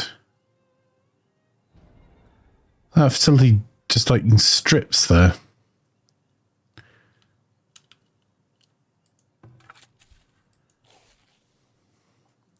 Croissant loaf, says Mark. Are you just trying to see if there's a waggly you can bait out into the open? Yes.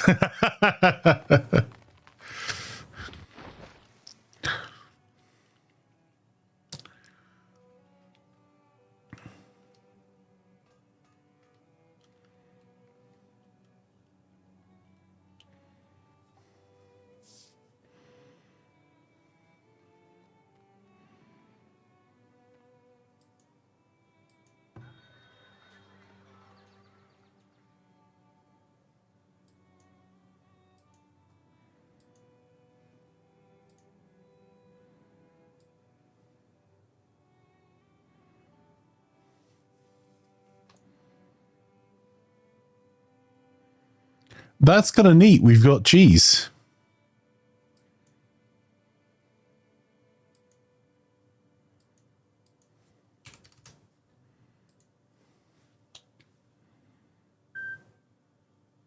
I'm going to sell off some soap to buy some stone, I think.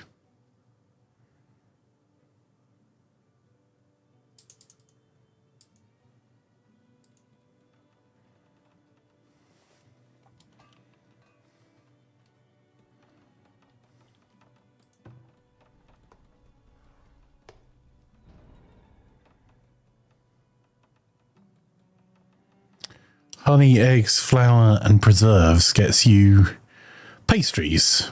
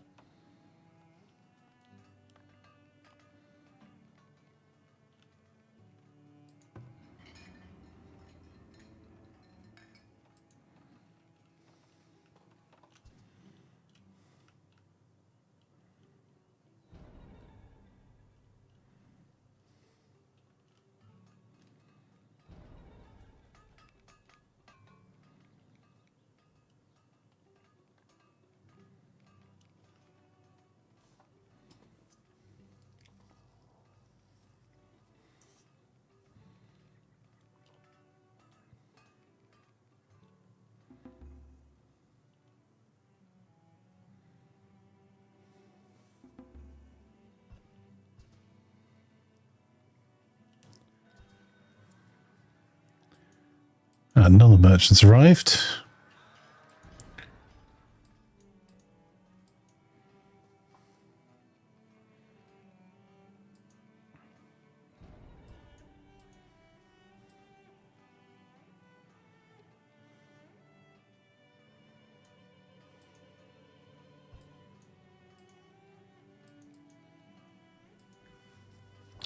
take all that tallow so we can make soap out of that.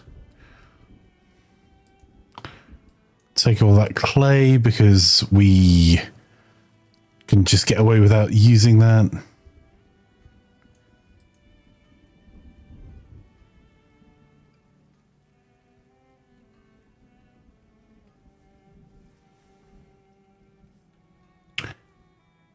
Looks like the Iron Clan's going to have to wait. We sold our soap and didn't actually have enough money to buy the stone.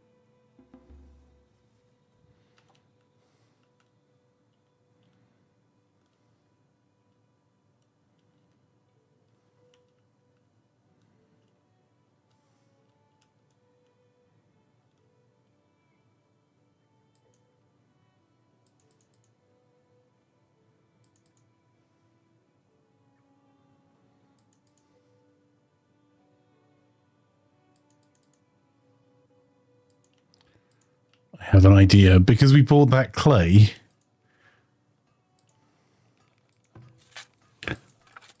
we can run it down so we can use our labourers elsewhere in the economy they're needed.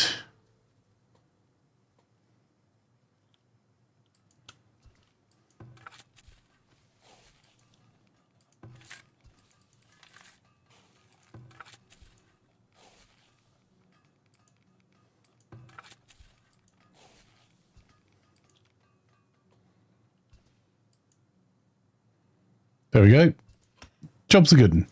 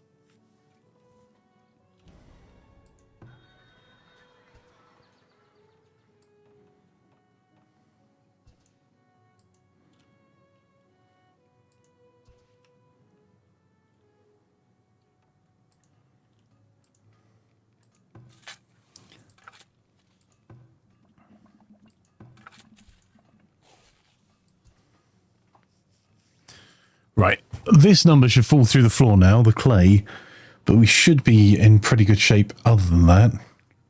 Why is there that one piece of road that's not upgraded? But we definitely did need more builders.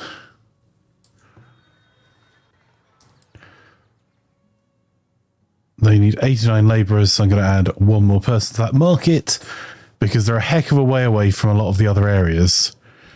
And they're going to be supplying some of the rest of our housing. And we have no gold. That's a problem.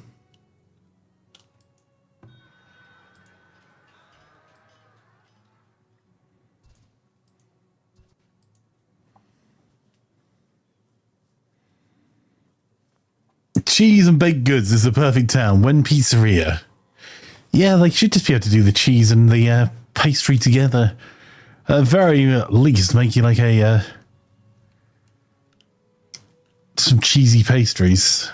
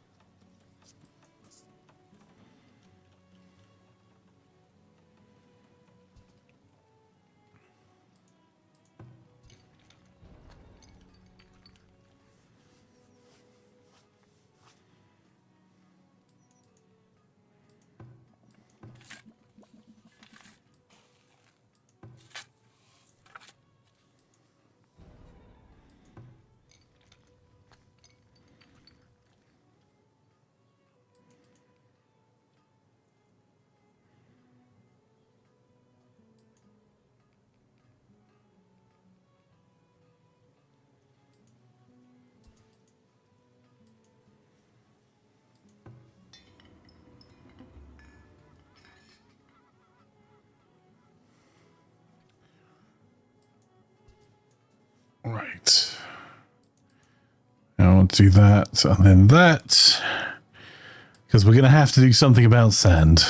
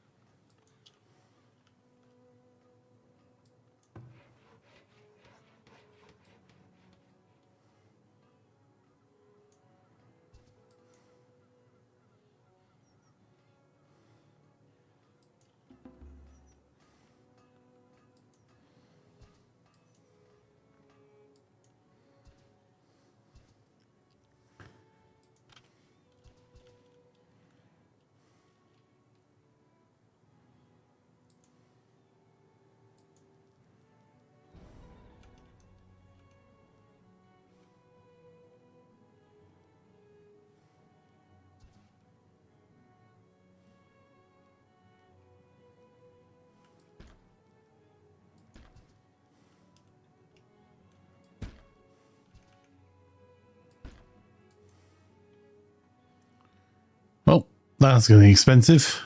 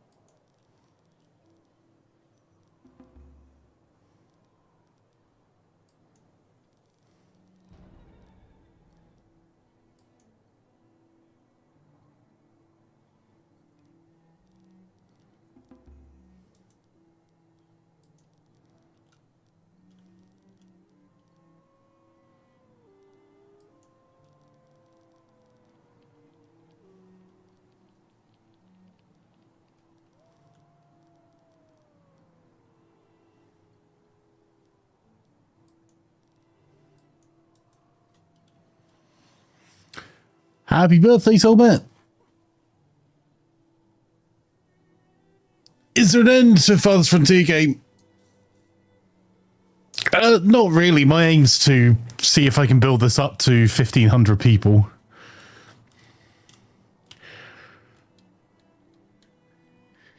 Get some properly large armies going, if the PC will deal with it.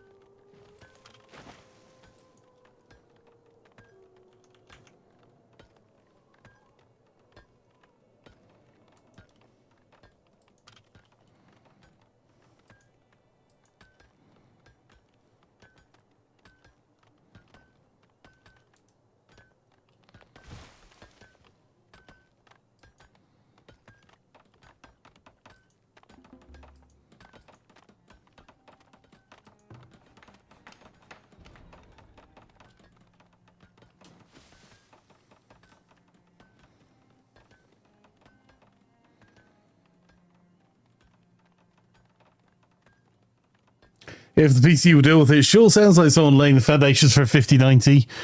Dude, the 5090s were in stock for, what, 15 seconds on NVIDIA's site, and Scan site has only, like, 9 o'clock last night recovered from all the people going, oh, I might pick up a 5090 after all.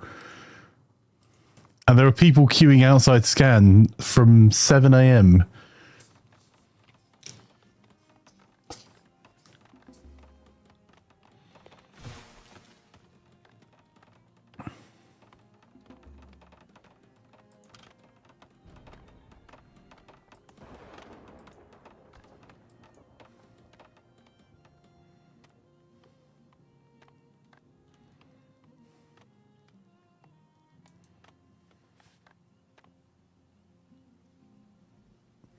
Well, considering they were being scalped and then sold on the market for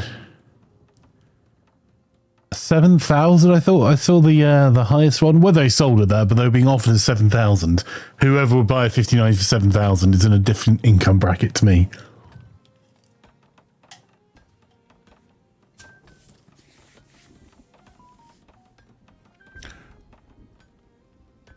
I think we worked out, Russ, that between the two largest retailers in the UK, they had less than 200 units across all of the UK.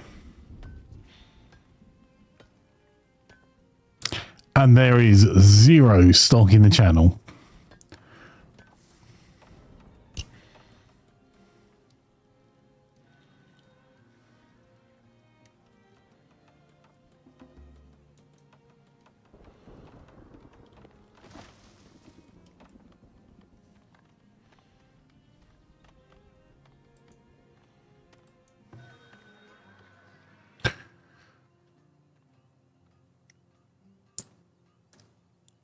Yeah, but Toldman, you're not thinking of all the crypto you could mine.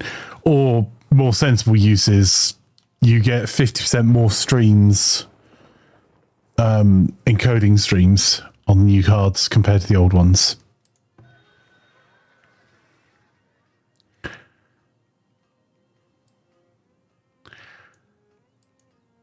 And compared to the 5090 very specifically, is the only consumer grade card with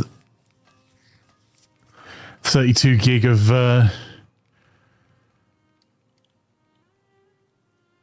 VRAM, which does make it quite an appealing buy for anyone that deciding to do any sort of AI work.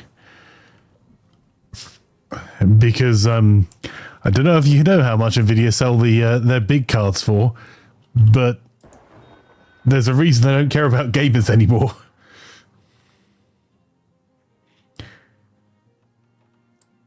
Mark says, well, you say AI. Sorry, Mark, I've just seen that. Or the shiny. Got a fact of the shiny. Yes.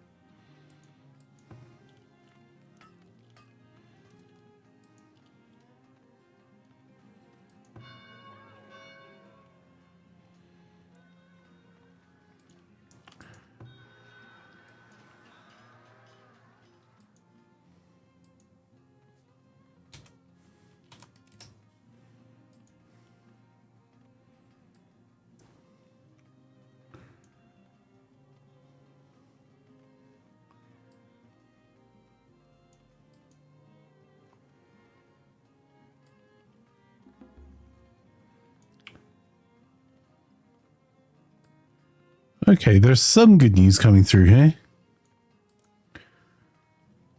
Shows to be a space game, the Farthest Frontier and all. Does look gorgeous though. What sort of game is it? It is a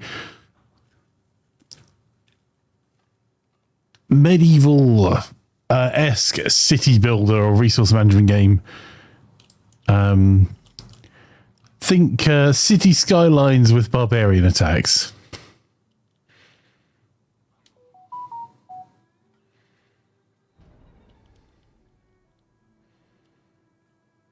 How's you today?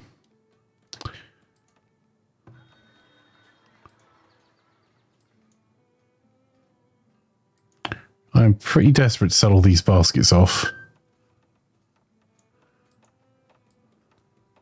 We want to buy ourselves that tallow. How are our goats doing?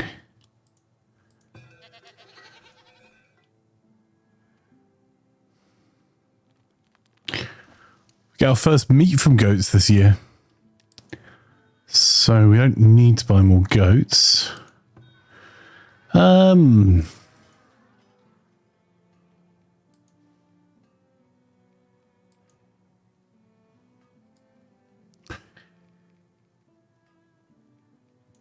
it. We are not doing particularly well on our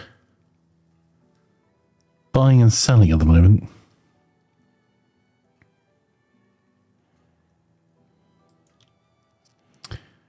Some very expensive cows.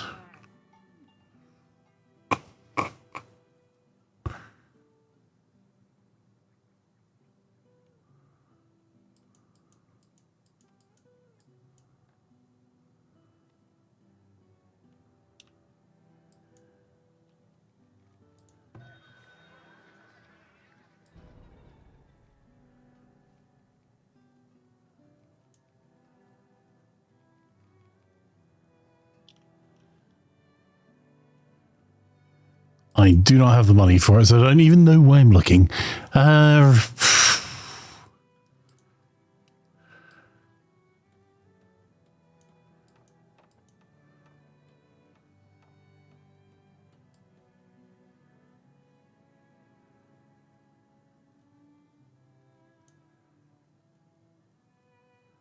We have a fairly massive amount of grain in our stocks.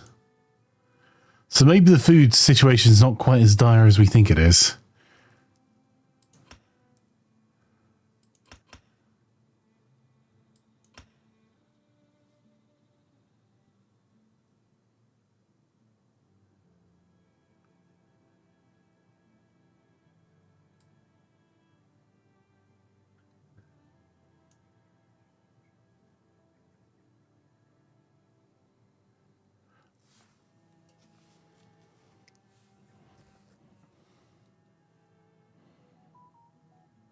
That was my phone.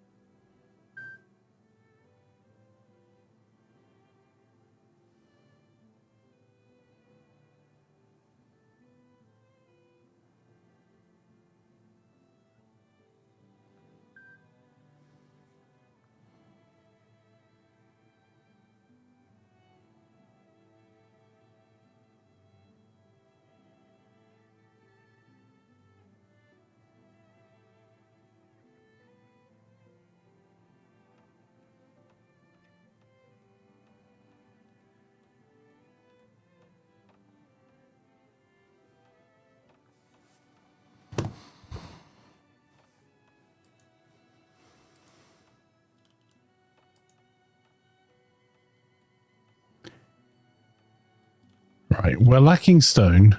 We don't have...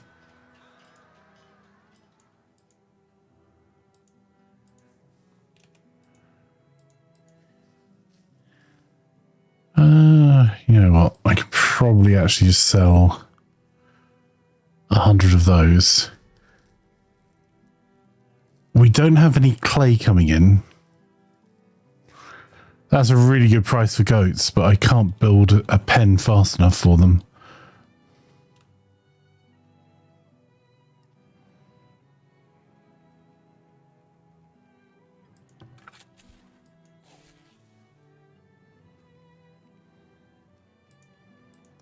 Oh, I can reopen one of the clay pits. We're going to have to put a lot more people into clay pits very soon.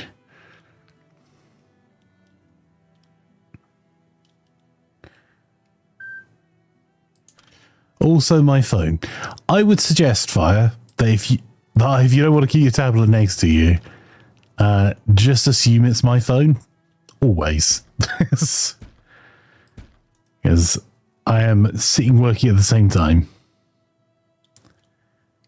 And that is the bat phone you can hear. And I can't put it on vibrate because that is the main emergency line for me.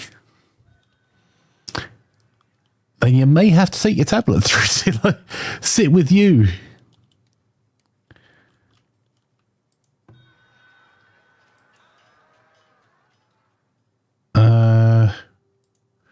Right, that brings in some cash. That's good. We've sold off a ton of medicine.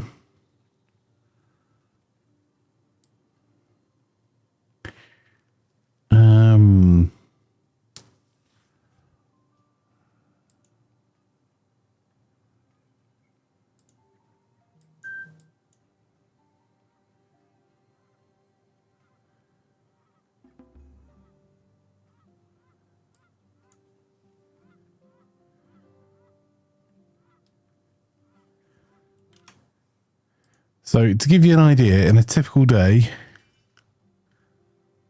I get about 300 direct messages and about 500 emails.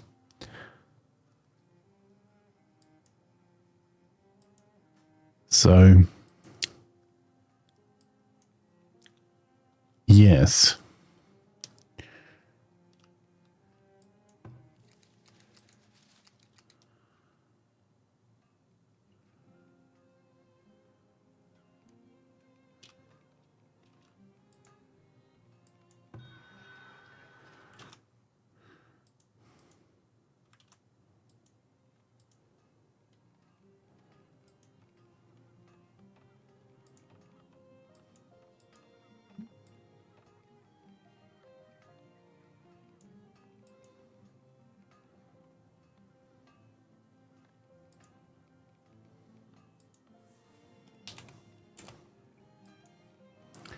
There you go. We'll leave him with 2 gold to walk out the city gates with.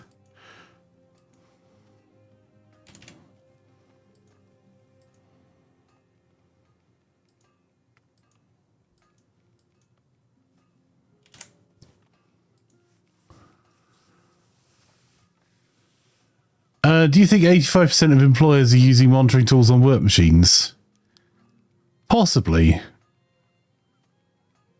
I think they're very ineffective, though. Seems a high number. Like, 85% of large employers? Sure. But I think if you're...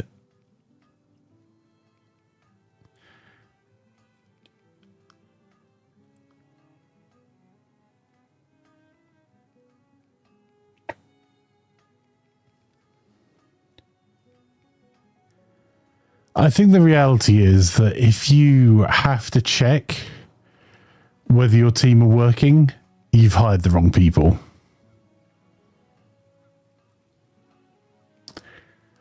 Like, there's work measurement tools. So, for example, help desk software, I can see every ticket that's being used in and out. I can see the total volume emails.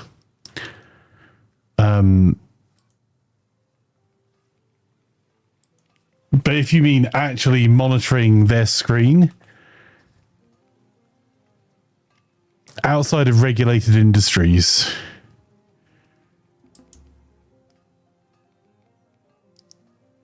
it seems a...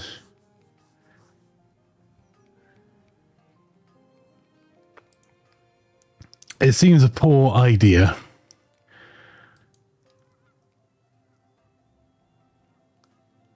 However, that being said,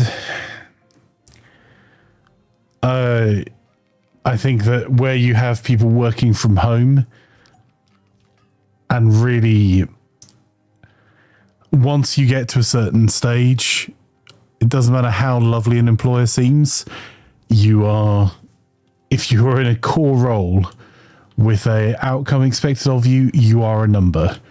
Like bad words. I managed operation centers previously. I just need to know that the agents in that operation center, depending on their work type, could take between 10 and 12 calls an hour, because I was forecasting the number of calls I was going to get and staffing appropriately for them to hit their target of 12 calls per hour minimum.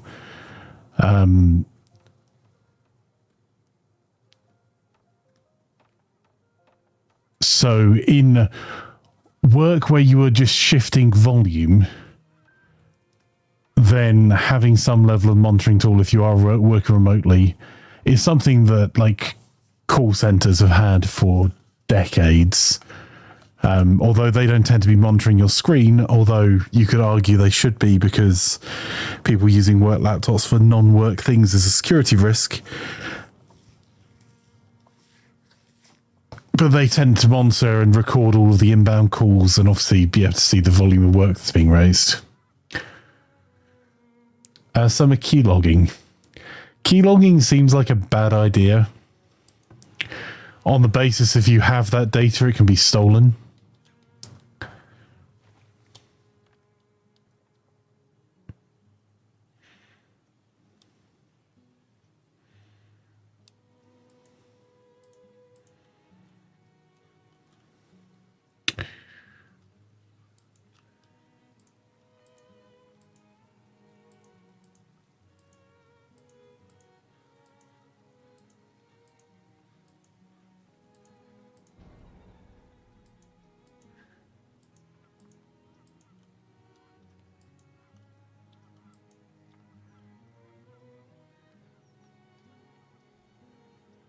And do you really want that keylogging file being able to be stolen that has all your corporate passwords on it?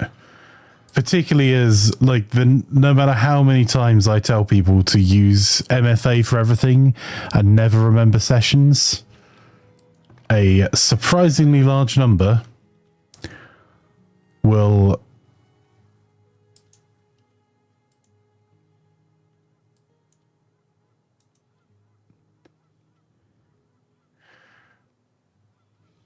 Oh, it turns out the hunter had it. The surprising number of people will still do it. The number of times I tell people to only use their work laptop for work, and they'll use their home PC instead. And then remember their credentials on cookies rather than using MFA to log in every time is unbelievably high. So I can totally get it.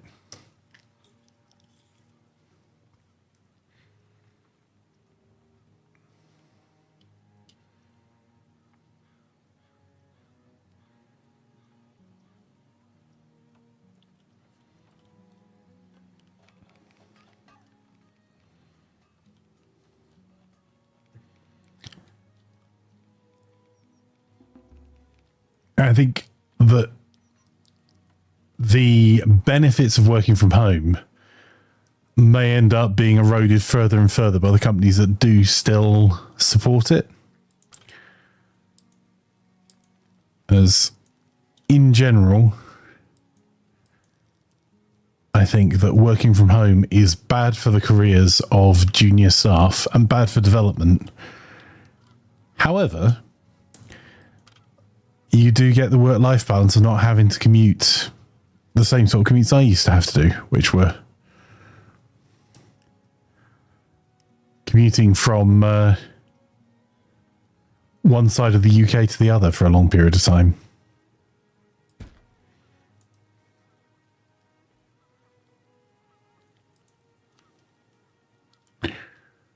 Oh, we've got 100 gold coming in. We're not actually losing money, but we're just flatlining our income at the moment. So you're going to end up with work from home being as monitored, if not more so, where there's a lack of trust by some employers and having none of the benefits of being near anyone senior to actually get any sort of experience that will help you progress in your career.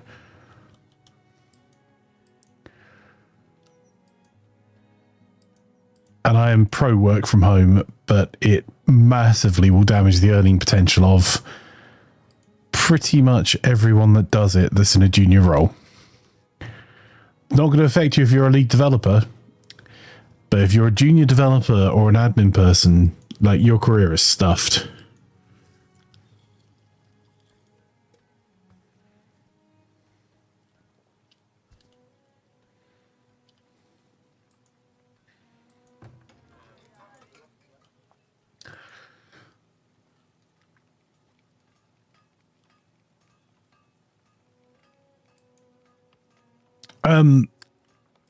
Mainly because you're never going to progress, Russ.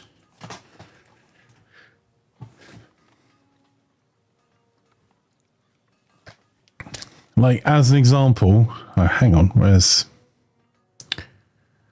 Oh, I need more stone, damn it. Have you got stone, sir? I don't think you do. There's really nothing there.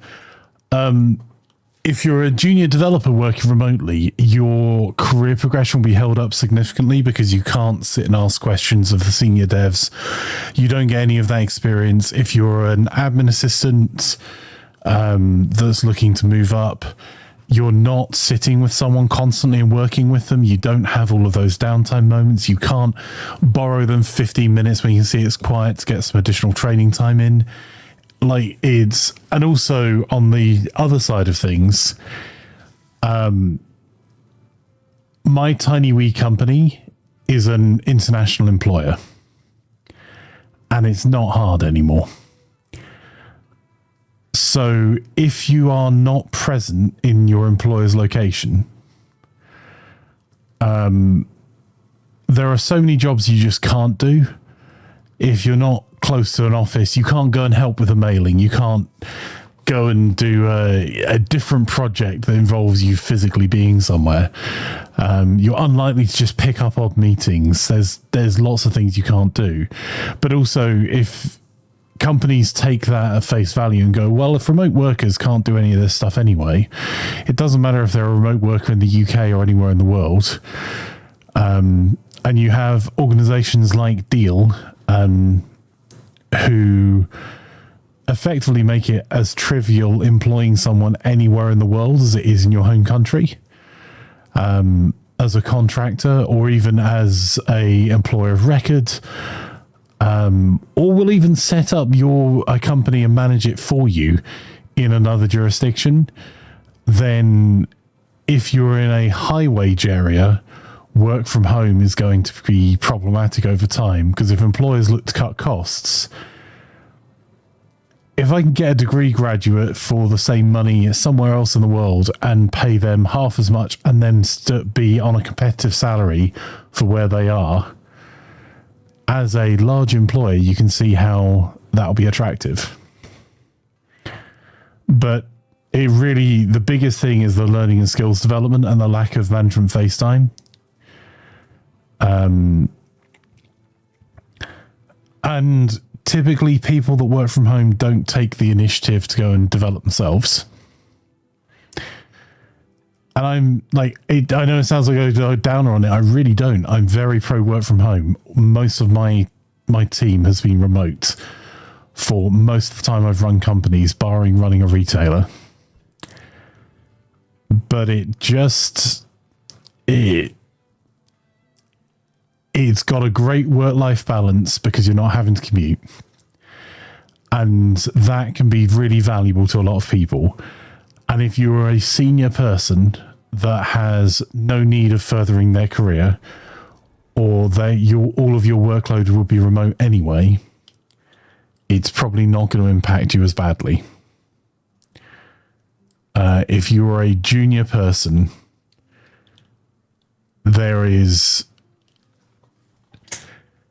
you become interchangeable. It's the same as working remotely for clients, like one firm working remotely from another. If you have a office down the street from a client.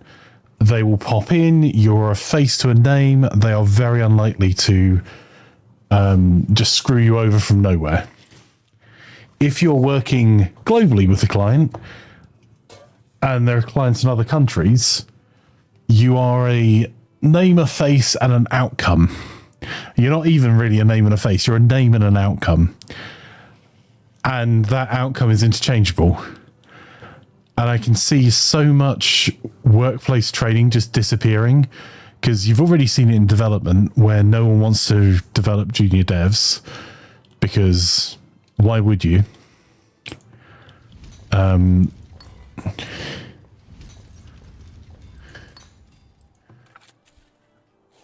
Because developers are incredibly expensive to develop, and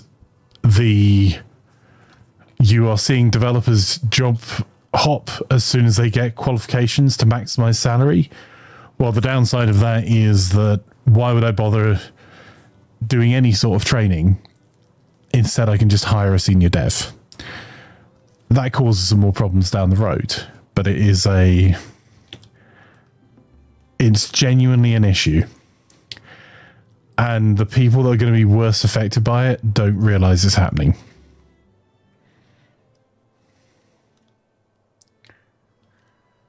Junior devs are now the AI. And, like, generally, that's a problem, right? Because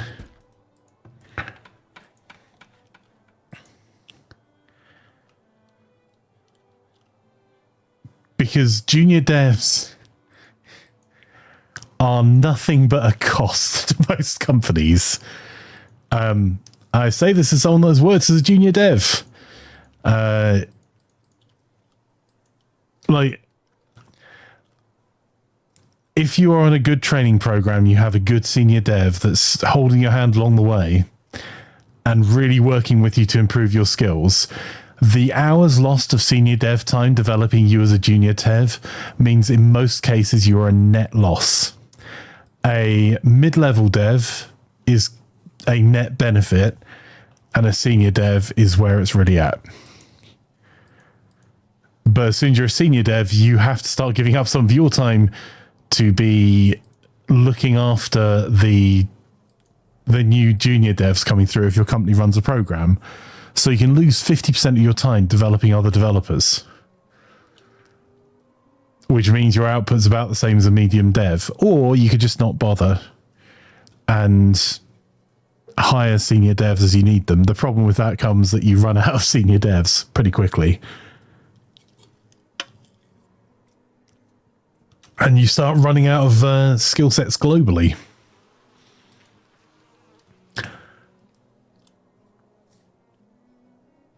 At which point you'll have some companies that will start huffing and puffing about how governments should really take responsibility for training people to be good in these specific skill sets. So they have staff that are ready to onboard rather than having to train all the skills themselves. And there'll be a pilot programs, and then companies will start to train some people internally when it becomes a competitive advantage again. Then you'll see people job hop again, and companies will shrug their shoulders again, and so it begins. And development is hyper affected by this because the numbers are so big, but everything's affected by that. If you work from home and you do not look after your own development and aren't going off your own back to go and do courses, are going to look for ways that you can actively be engaged and do additional work that would progress your career, you are probably going to have a bad time in the job market. Mark says, power of people with experience sharing knowledge with those who haven't is huge. Yeah, and also, like, for just on a project basis, the same is true as well, Mark, right? How many times have you spent time on a project where if people just talked a little bit beforehand, none of that time would have needed to be spent, or a large proportion didn't need to be spent? And it's always those wee meetings with people as you walk out of a room. They go, I know my boss said that, because that's what he thinks happens, but it hasn't worked that way for 3 years. This is what actually happens when we do this type of work. That happened to me while I was working for one of the multinationals I worked for all the freaking time. There'd be loud proclamations about how things worked not because they're being disingenuous, because that's how they used to work. And they don't do that job anymore. They're 3 management levels removed from a person that does the job they're describing. All they do is manage the outputs. So you'd have all these projects going off on tangents that didn't need to happen, and the people that actually did the work weren't getting any help. Or the project was going in completely the wrong direction because they were putting together a project for jobs and skills that just didn't exist anymore. And I have worked for very, very high-tech companies that are on the cutting edge of their industry. And I've worked for utility companies. I've worked for all sorts as a consultant and internally, retailers. That happens all the time.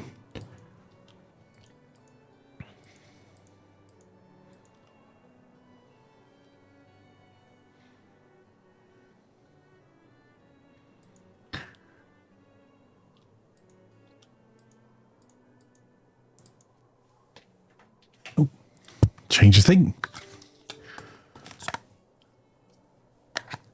And genuinely, it's a bit of a problem because people go, oh, yeah, but AI can't do this. AI can't do that, and it's not accurate enough really to do this other thing. And you're right. But if I can write an algorithm to get a human's work, a minimum wage employee's work, like 95% of the way there, unless you're in a mission critical role, that's enough for companies to get rid of people. And if you don't think it is, have a look at what chatbots did to Tesco.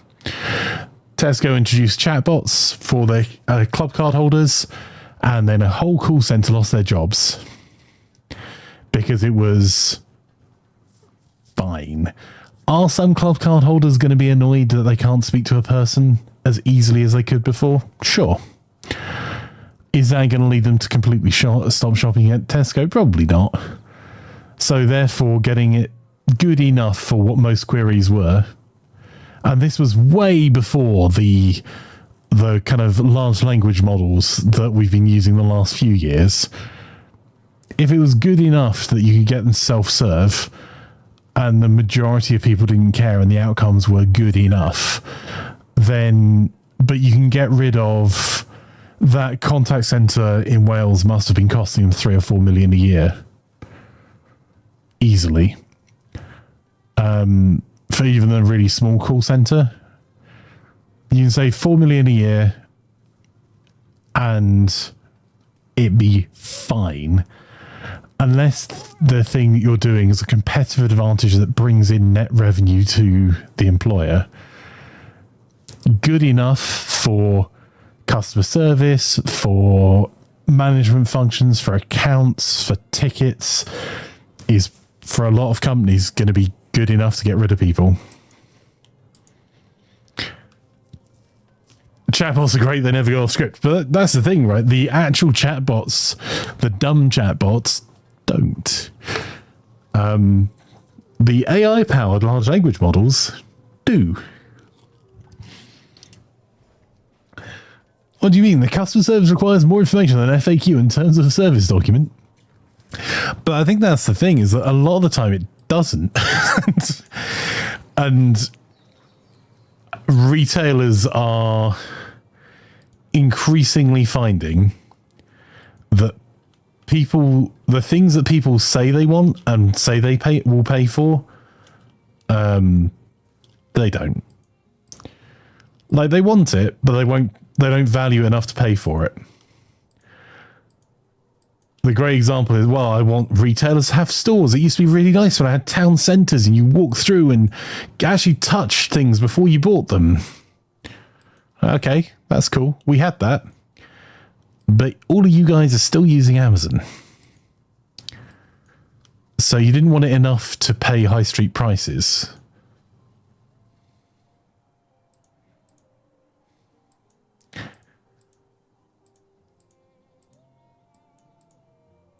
And that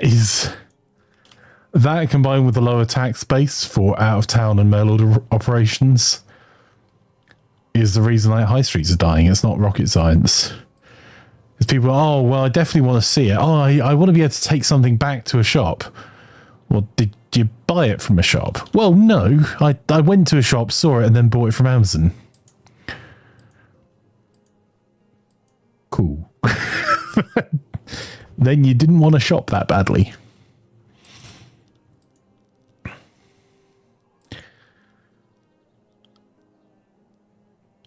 And the same is very much true for customer service. Oh, I'd pay extra for someone that picks up the phone. No, you wouldn't. Otherwise, a lot of retailers would be a lot of online retailers would be in even bigger trouble.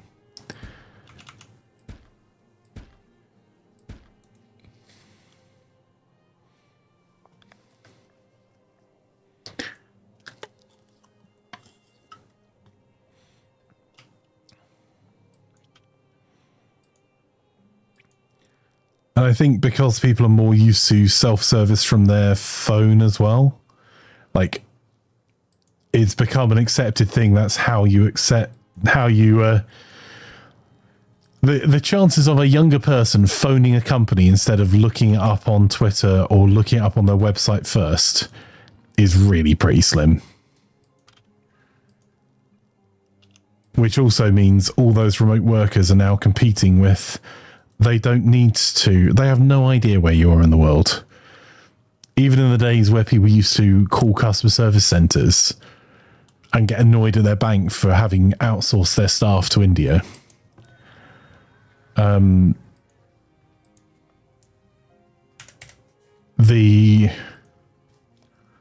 You at least may be able to tell they'd moved their contact centre to India. In text, you can't, and with a chatbot with a few agents just doing the background work, you can save millions and have all of the problems that outsourcing has. But if you're not getting a person physically in the office, you're not getting any other benefit from them. Why do you care whether that person is in India or in the north of England?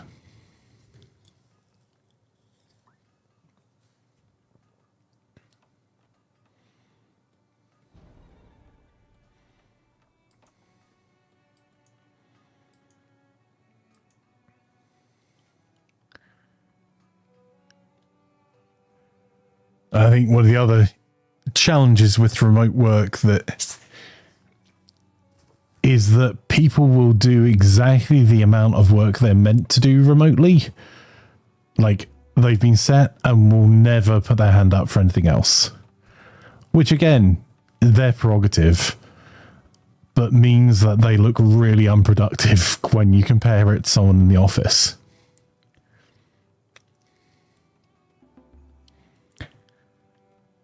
Which means that more training is not directed to those people, more work's not directed to those people, which means that over time they just lose their jobs. Milk cereal is expensive. Wow. Not wrong.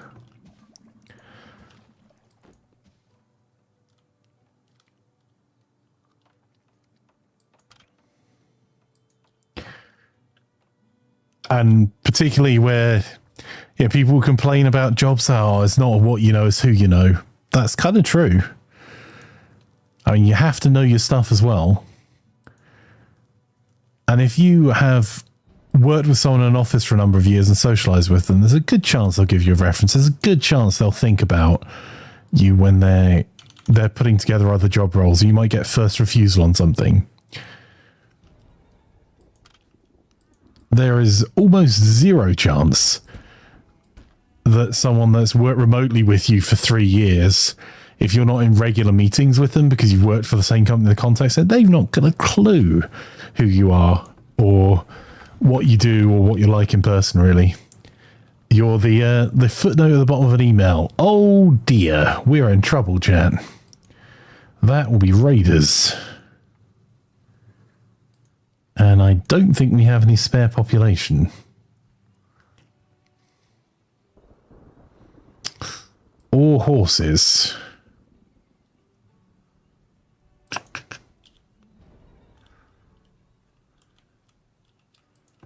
How many horses do we have?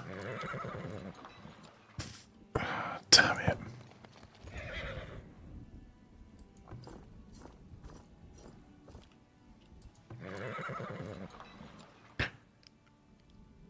And like I say, I am super pro remote working, but also just realistic about the fact that it's going to... that a lot of people are being screwed over by it without even realising it.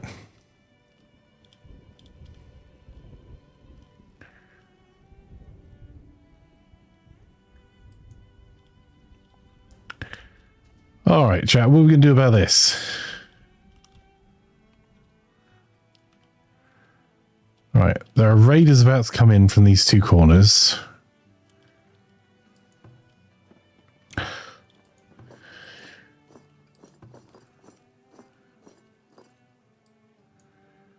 I can't really afford a lot of heavy infantry.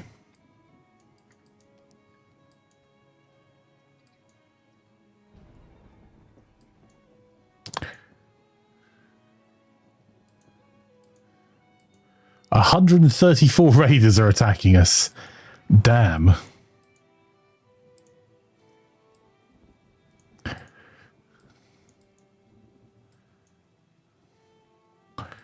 That is going to be an issue very, very quickly.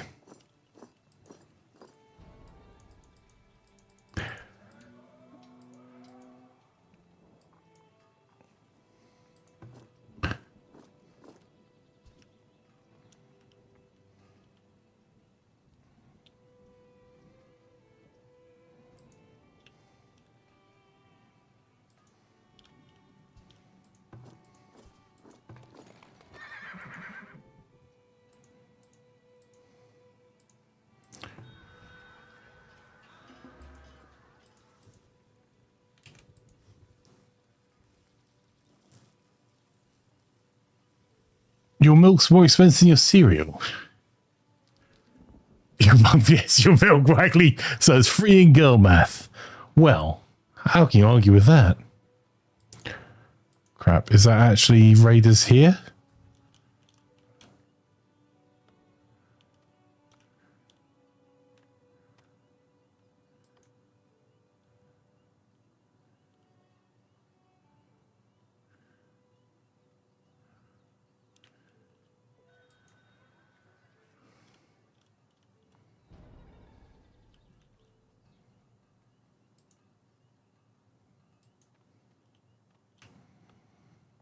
They seem to be repositioning themselves.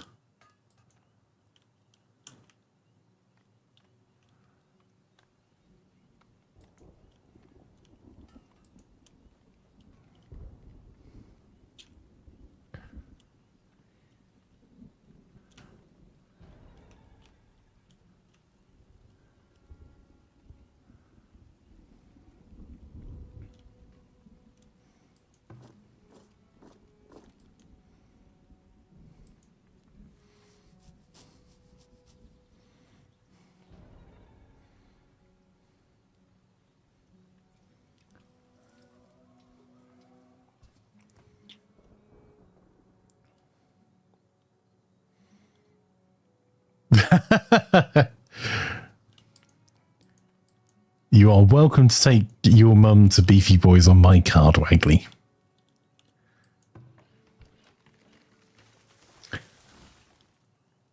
Hey, Magda, how are you?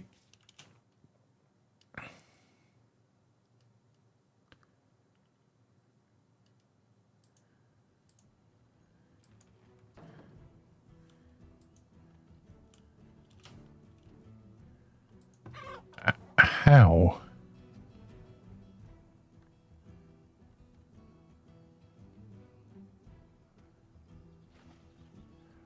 we've got winter feedstock. Okay, so there are currently 134 raiders. Aha! There they are.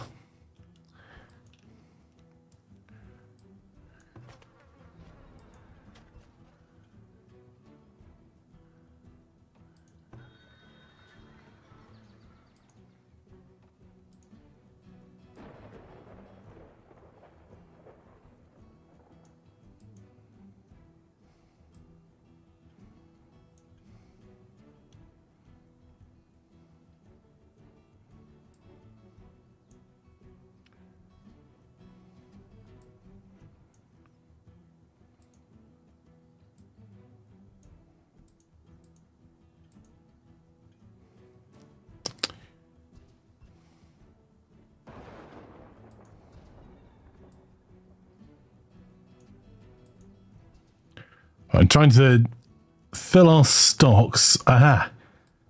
That'll do. We'll take that and transfer it.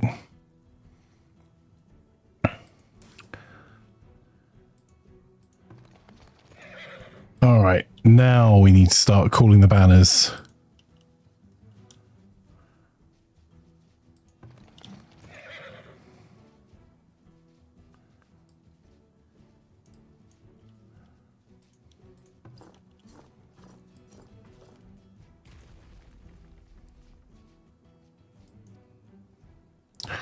So has the other lot come all the way down to the other side?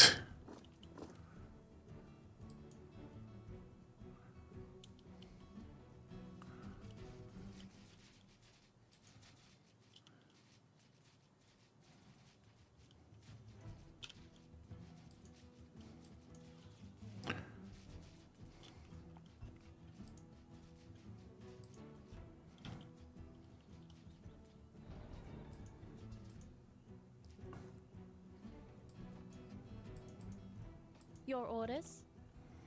Get them. As you command. Kill them all.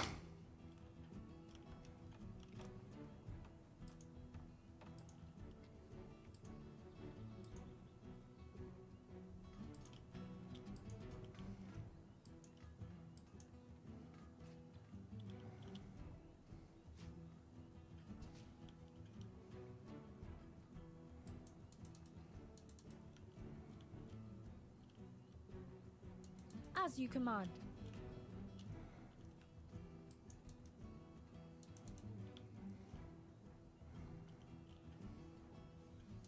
It will be done. As you command.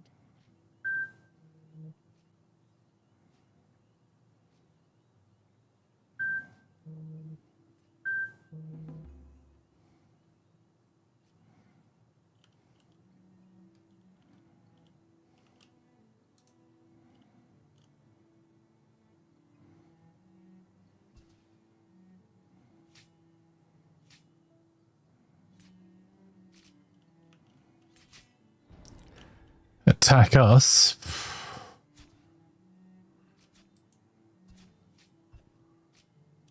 Oh, that's a problem. Hang on.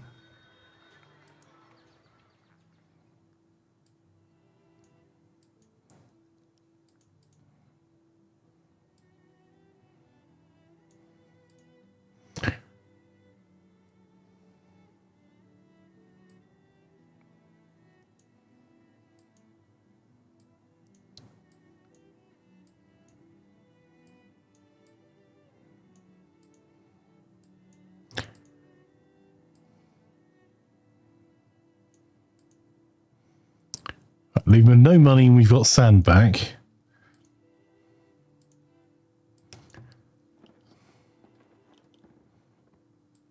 They vandalised a gate and a soap shop. So going into town, rioting, and then just damaging a Lush store.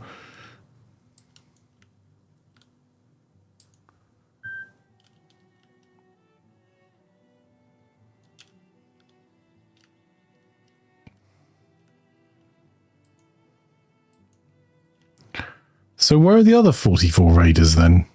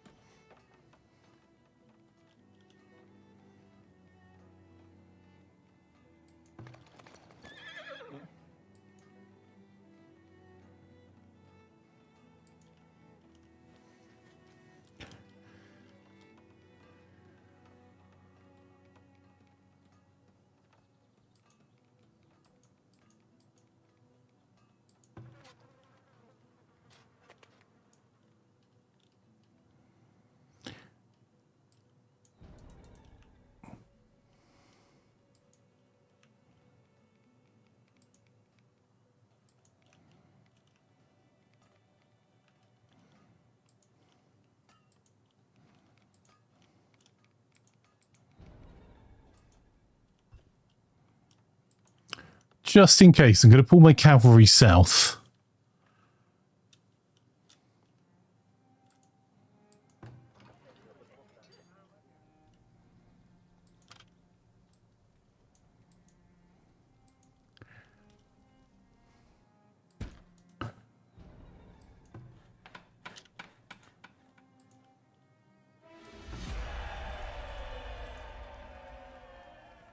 They pillaged 44 iron and 4 gold ore, which I think must have been these the raiders in the north that managed to actually get away with anything.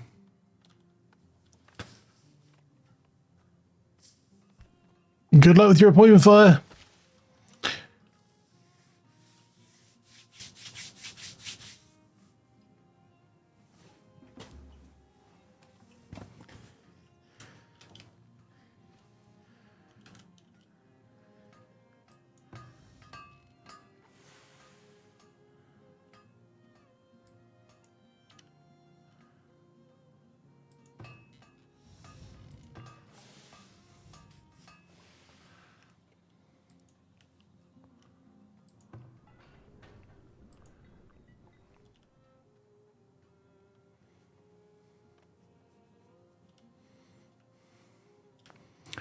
We're burning through our gold at quite a rate. Okay, we did see off the raiders, though. That's something.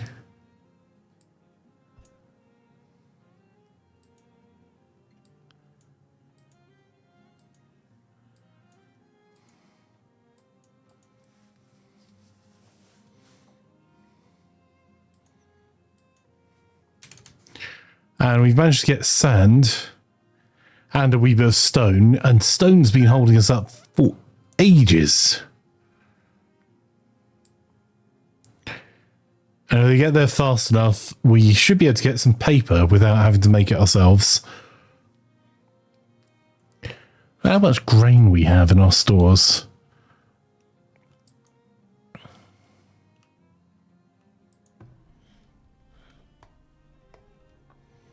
Oh, and our pastry shop is now making cakes. That's good news.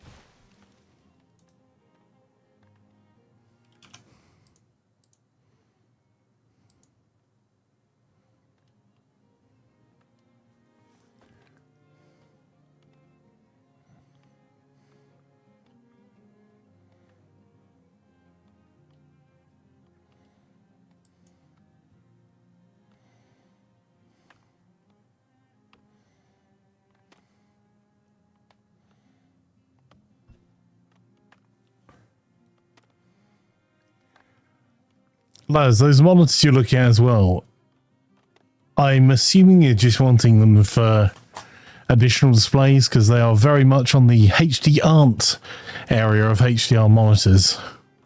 If they're just additional displays, that may not matter to you. But, yeah, a lot of the VA panels look... 1080p on 32-inch looks a bit rough, and a lot of the VA panels have been a bit rough from the ones that I've seen. Right, we need to attract 20 people to our city. And sharpish, so we need to do something about for the food supply.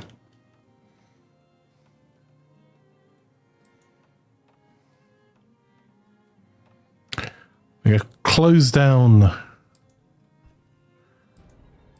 several of these. Work to be done.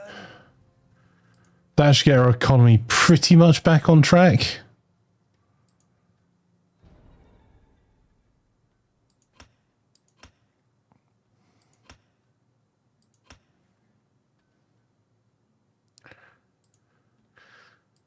And I think we already shut down some of the other areas. We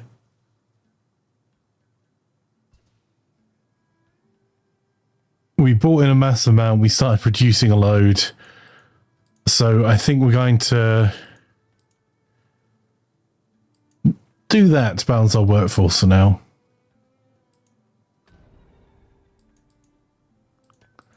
Just put the absolute bare minimum workers in it.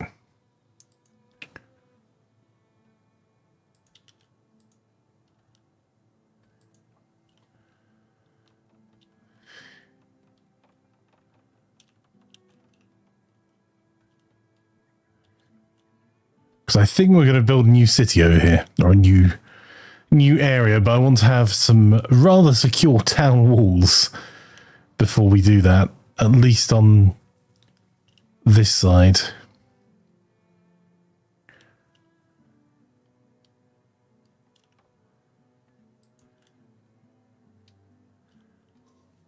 Because this is a long-term plan here that got built and I forgot. That's why we spent several thousand gold. New screen, you say, says Wagley. I offered you new screens, Wagley. Yes, silly. Kaz has whoopie pie and muffins. Nice. Thomas says I could go for a new screen if we're handing them out. Me too. I could do replace my central monitor.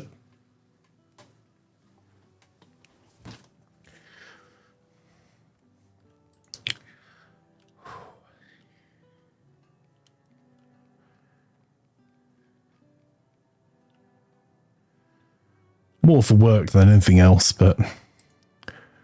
Oh, and can I finally upgrade these wee bits of streets? These ones are slightly annoying. This one... Where is it? Wasn't there like a wee stretch of dirt road here?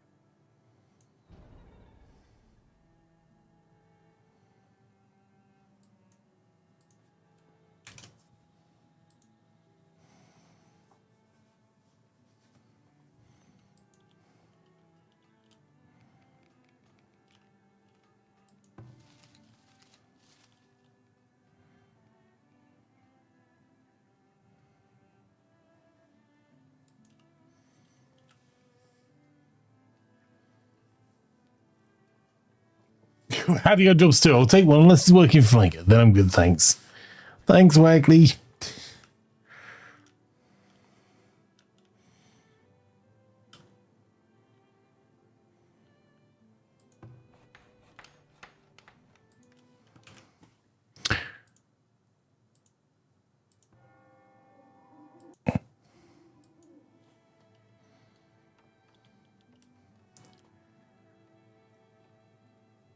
How's the job hunt going, Kaz?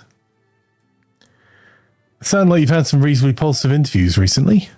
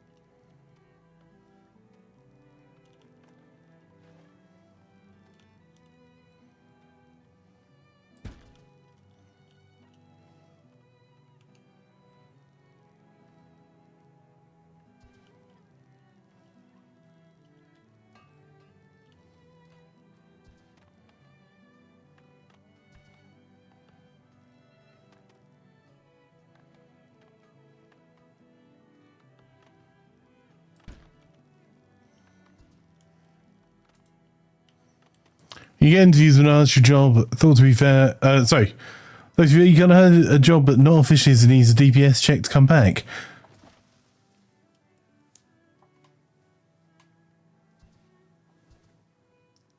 That's awesome if it all comes back okay.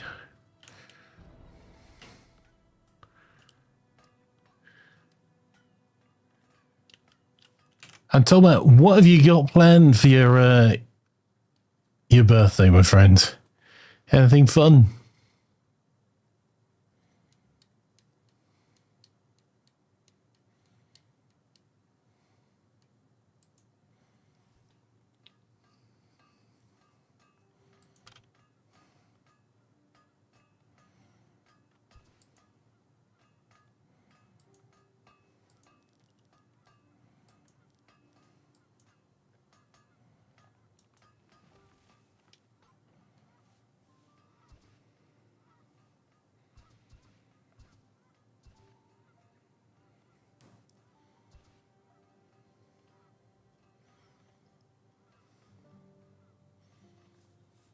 You may have bought 2 Steam games this morning. You're going to play some games most of the afternoon and buy a bunch of cheese and bread to share with some friends over board game play. That sounds fantastic, my friend. And Wagley, which games are you going to be playing today?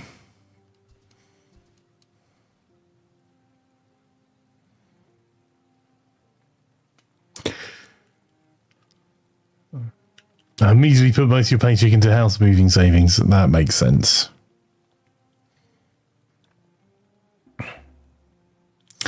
Why do you say fancy a game of Monopoly, JP?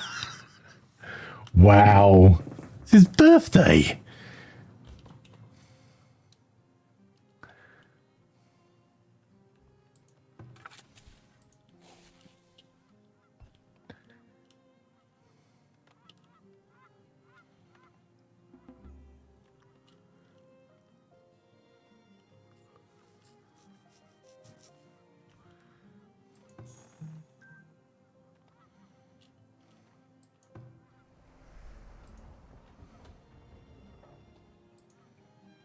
Going to double the number of people in the windmills and maybe upgrade another bakery or 2. Though actually we probably need to get our glass production back on track, being as we stopped that due to lack of sand.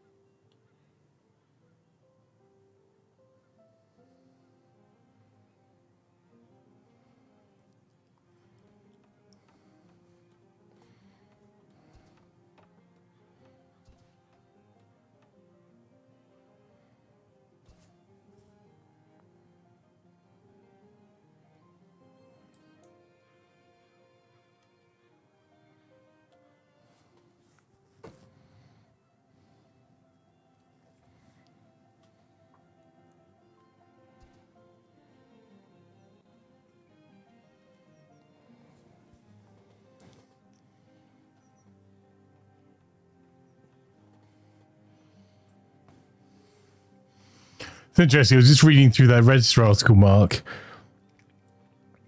79% of people believe the government should increase oversight of the practice of snooping on people at work. I can tell you with almost complete certainty that a lot of the firms engaged in this, if they were being more heavily monitored by government, would immediately just get rid of work from home. Because it's much easier to do a low-tech monitoring of having a manager, one amongst 20 staff, and monitoring what they're doing in an office. And on your work PC in the office, you have zero expectation of privacy.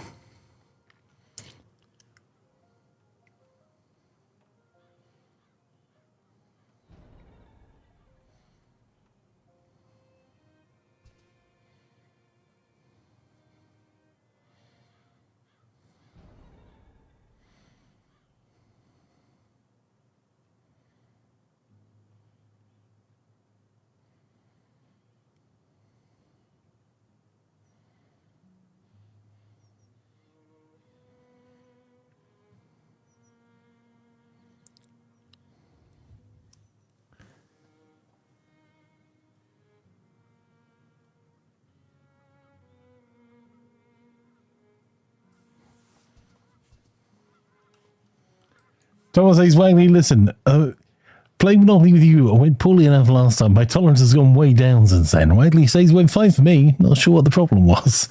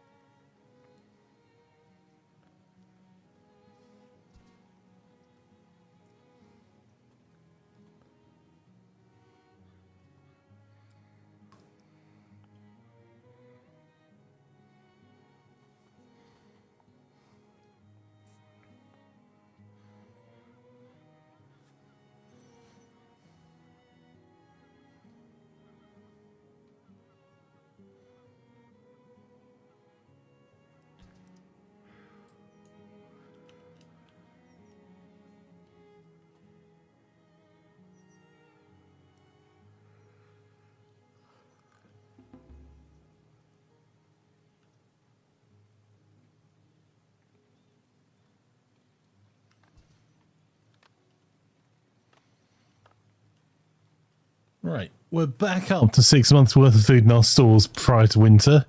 Our firewood's up to 600. Our new field is being more productive. We're upping the fertility on it. Because there's a lack of the weeds now, I'm going to clear these 2 crops. I think what I might do is see if we can get...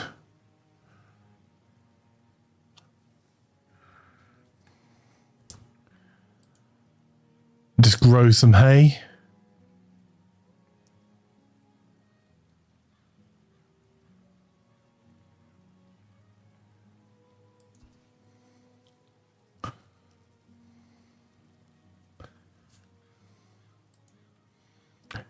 Mark says, Wagley, has Flanker installed your new SSD yet? Wow.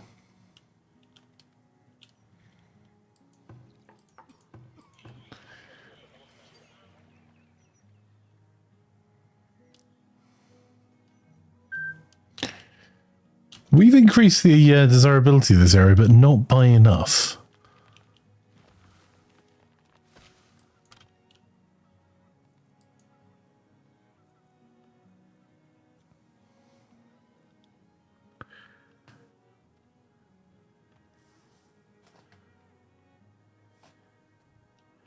How much flax have we got in storage?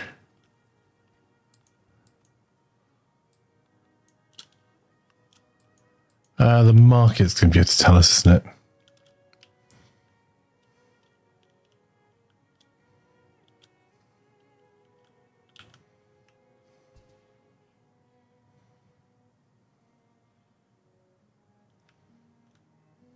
Oh, good news though. We're nearly out of coal here, which will finally mean we get rid of the 2 coal mines in the middle of our city and expand more.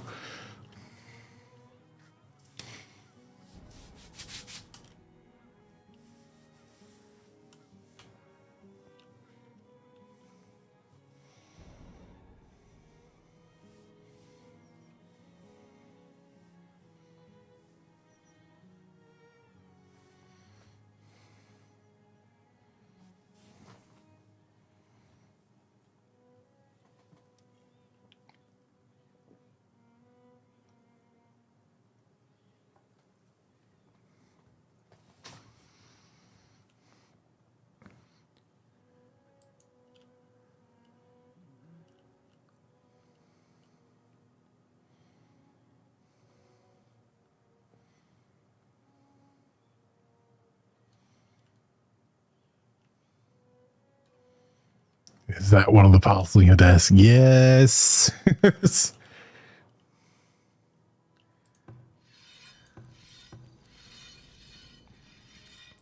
Okay, we've got plenty to do still. However, we do have the start to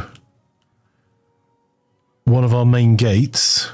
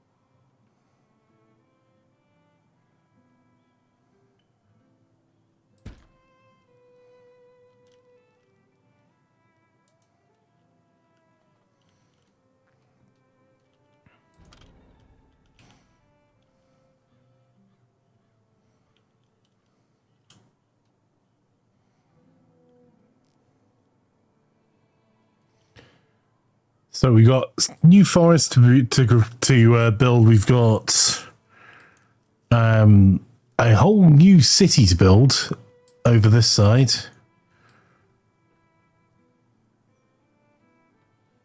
We have pretty much got ourselves properly underway now over here with our self-sustaining mining area.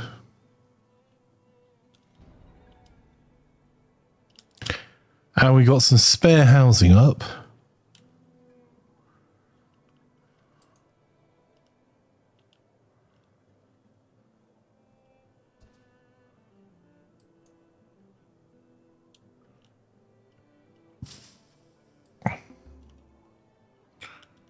And we're going to end up with needing a forest here.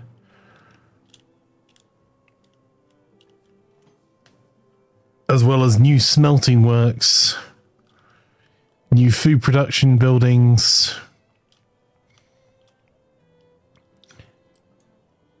all to keep supporting our city.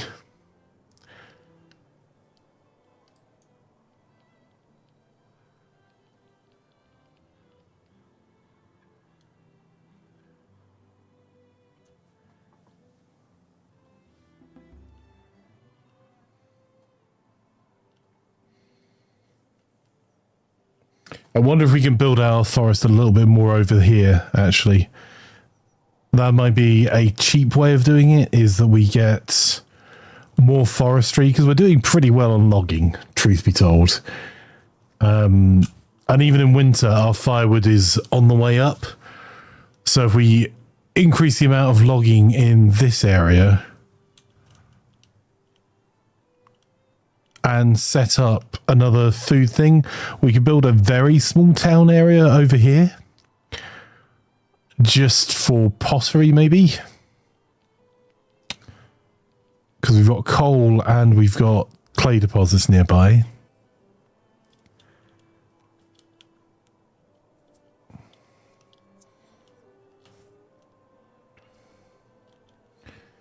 Maybe build a small town area just here.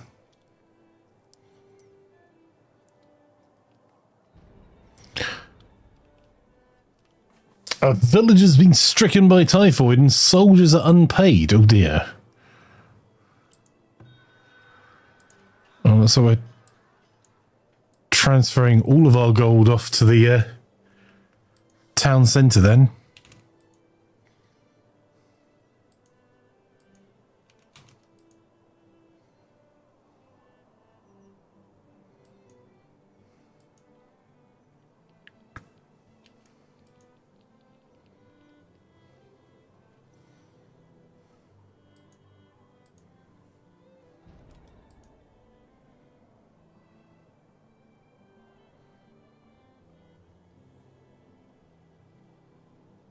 Interesting.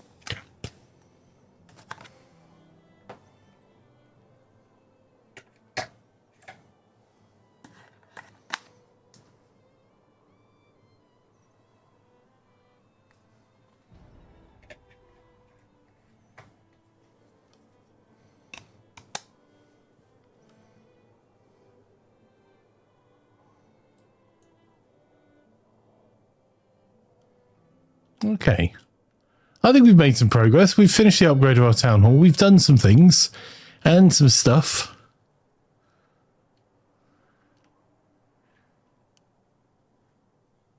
Our food's not exactly where I want it to be, but that's kind of a consistent problem. And I would say that part of that is that so much of our food is actually hidden because it's grain. So if we have a look at agriculture and look at grain, we are massively outproducing what we're using.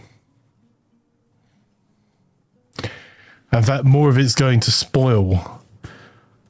So although we've had a general uptick, we've increased our grain usage by double, our harvests, even on our worst years, are giving us more grain than we actually need by thousands.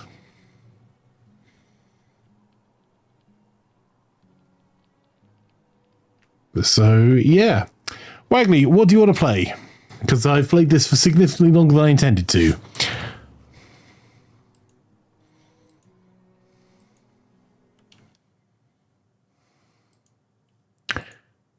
You just do as you're told.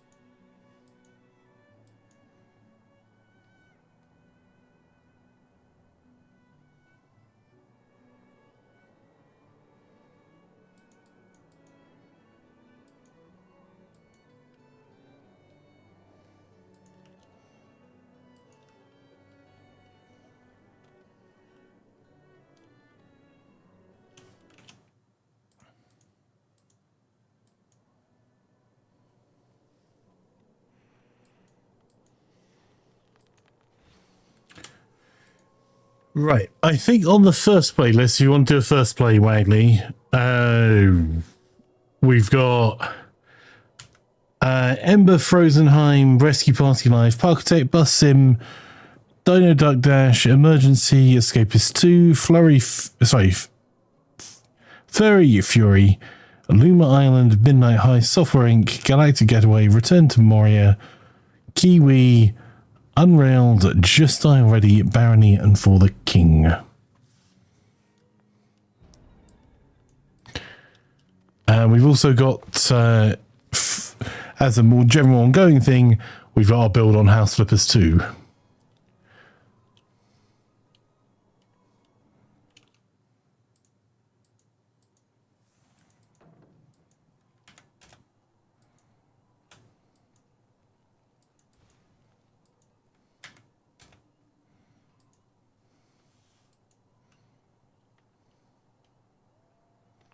Cookie says Frozen Flame was pretty decent, yeah?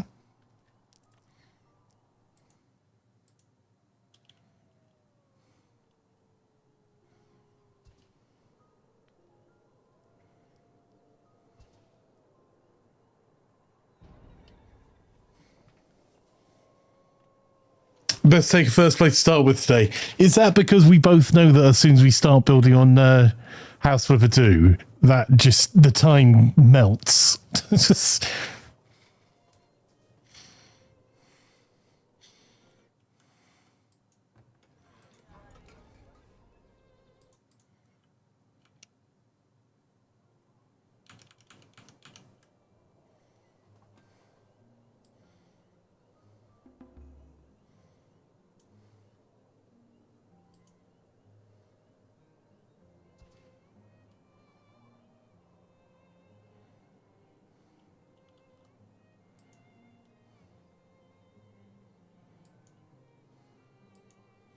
I think that's the one we can't reach along with this one. Yeah.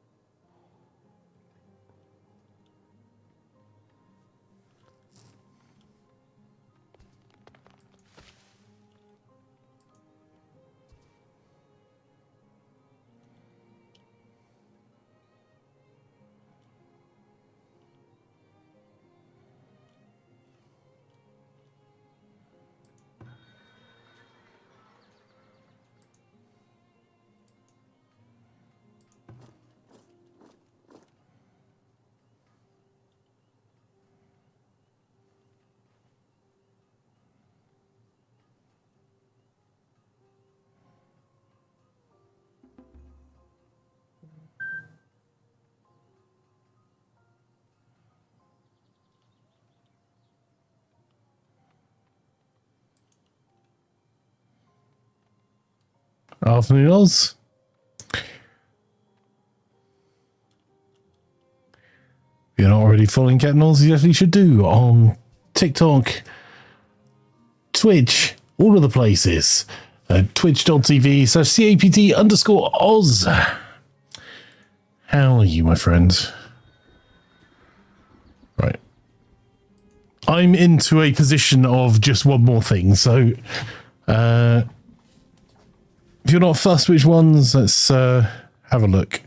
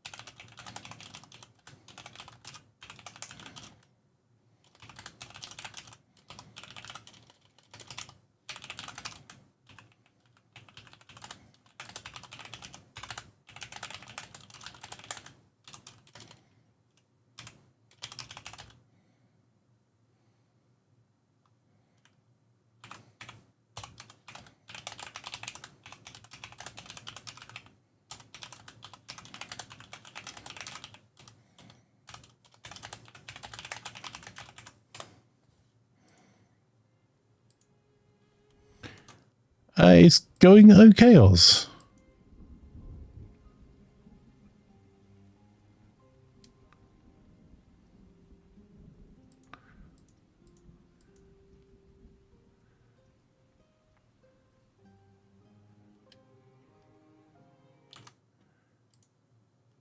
I just need to know what I'm writing the bump for, I think.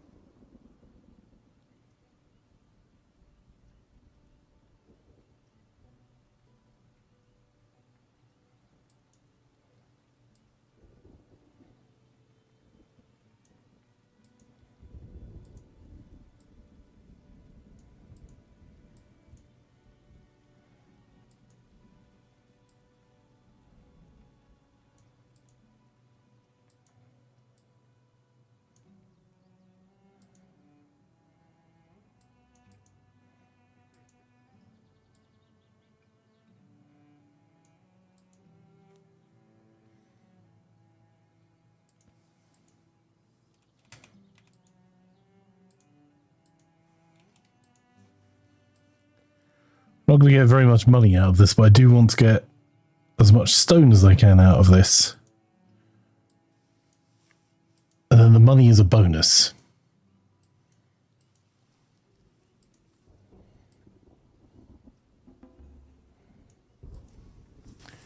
So I have to keep paying our massive army at the moment.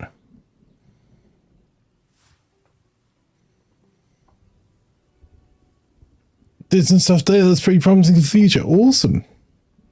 Number 5 on the list. 1, 2, 3. Bus simulator. Okay. That's let me check I've got that installed.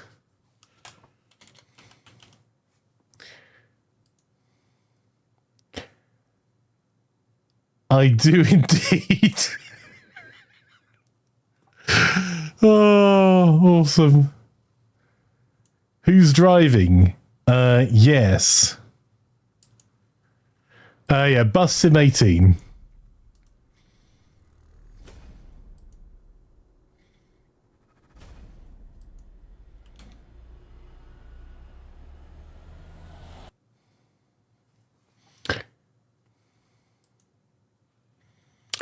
Well, that's a choice. I will get some titles and stuff done for that just now.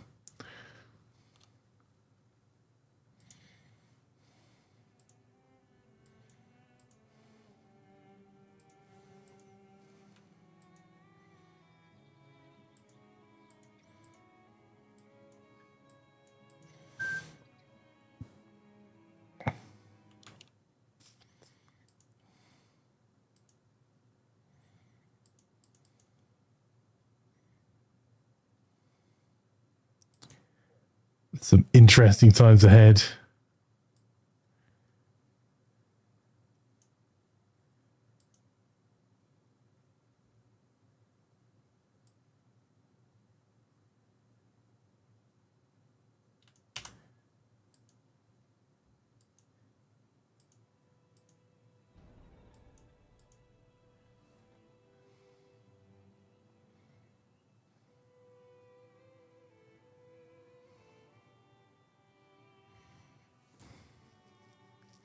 We can just about afford our army if we're not spending much on construction here. But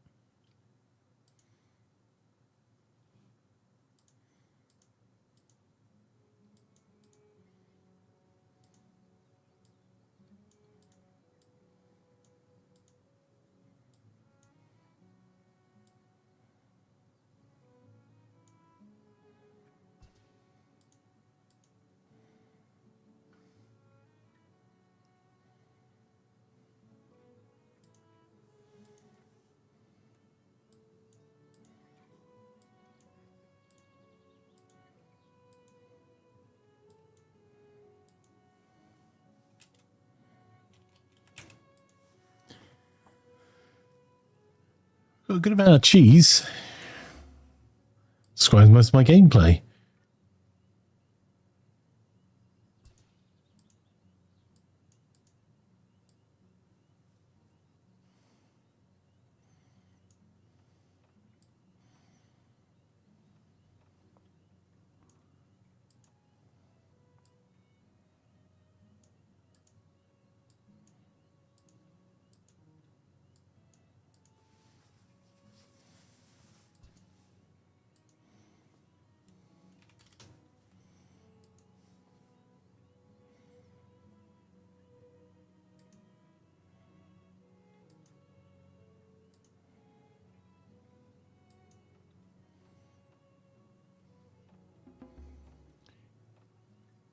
Cheese indeed.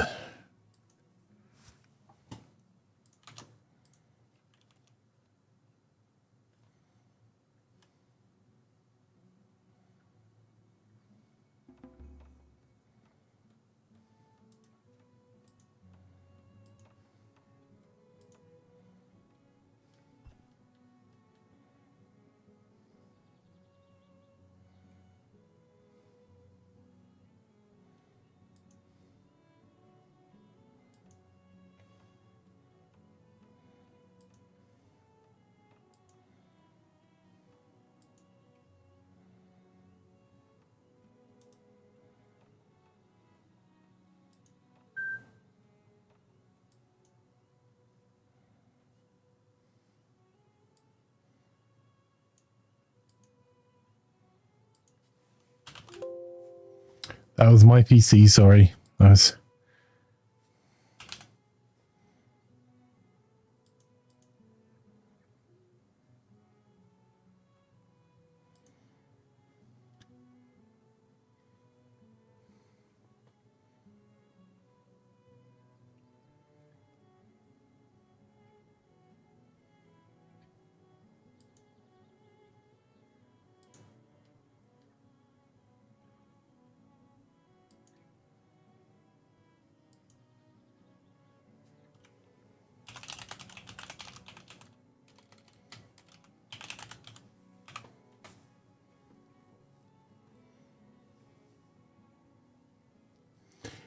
Why do you say so? Open the game. The first thing I see is if at first you don't succeed, try the route again.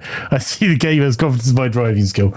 You're ready. Cool. Give me 2 seconds then. I will get some artwork together and change the stream over. Let's do this.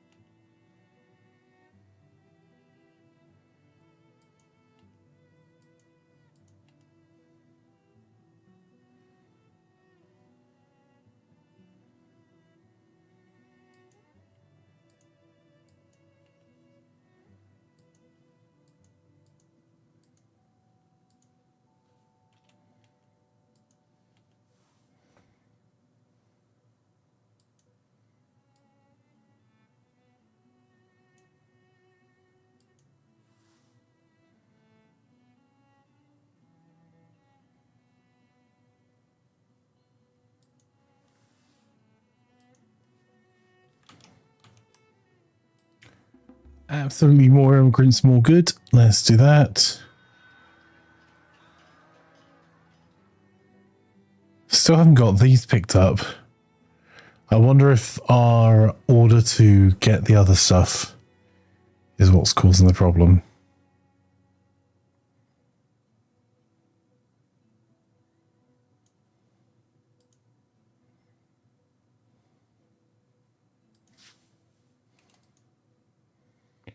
We do that, and then hopefully they'll go and get those cupboards. I think they must be on their way, being as we got more on their way than it says we have.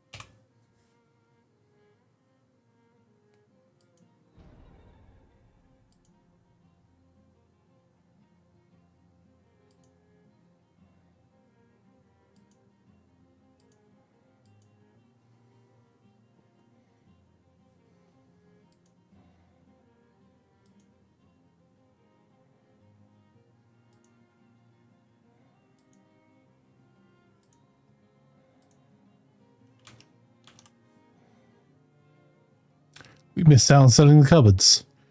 We are losing gold, but we have got a wee bit of gold in our trading post. So I'm going to transfer a little bit of that.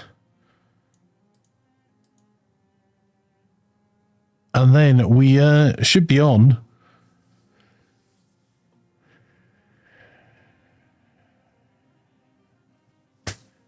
to switch over. If you've got your beverage, Wagley.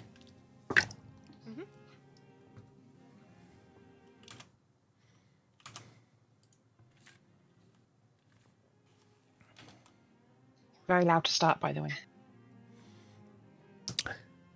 Cool. Okay, I will get Farthest Frontier saved up then.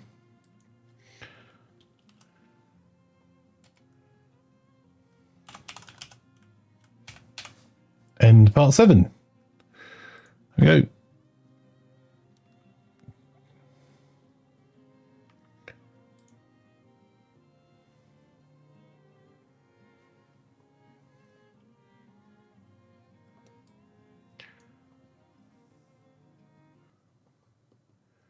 Right, in that case, we'll switch over. And so we're going to switch over from our Farthest Frontier city. And if you want a copy of the game, let me know. It should automatically drag you over whether you're watching us on Twitch or on Discord. But, sorry, on Twitch or YouTube. As we switch over to Buzz Simulator 18 for our first plays list. Which got to be interesting. I have no preconceived ideas about what we're going to do there. As always, if you want to join us with any of our community games, just head over to the Discord at discord.gg/Imaflanker. You can join in any of our community servers. I will put on the music and we'll do a quick change over now. And here's some intermission music to listen to from Monster Cat.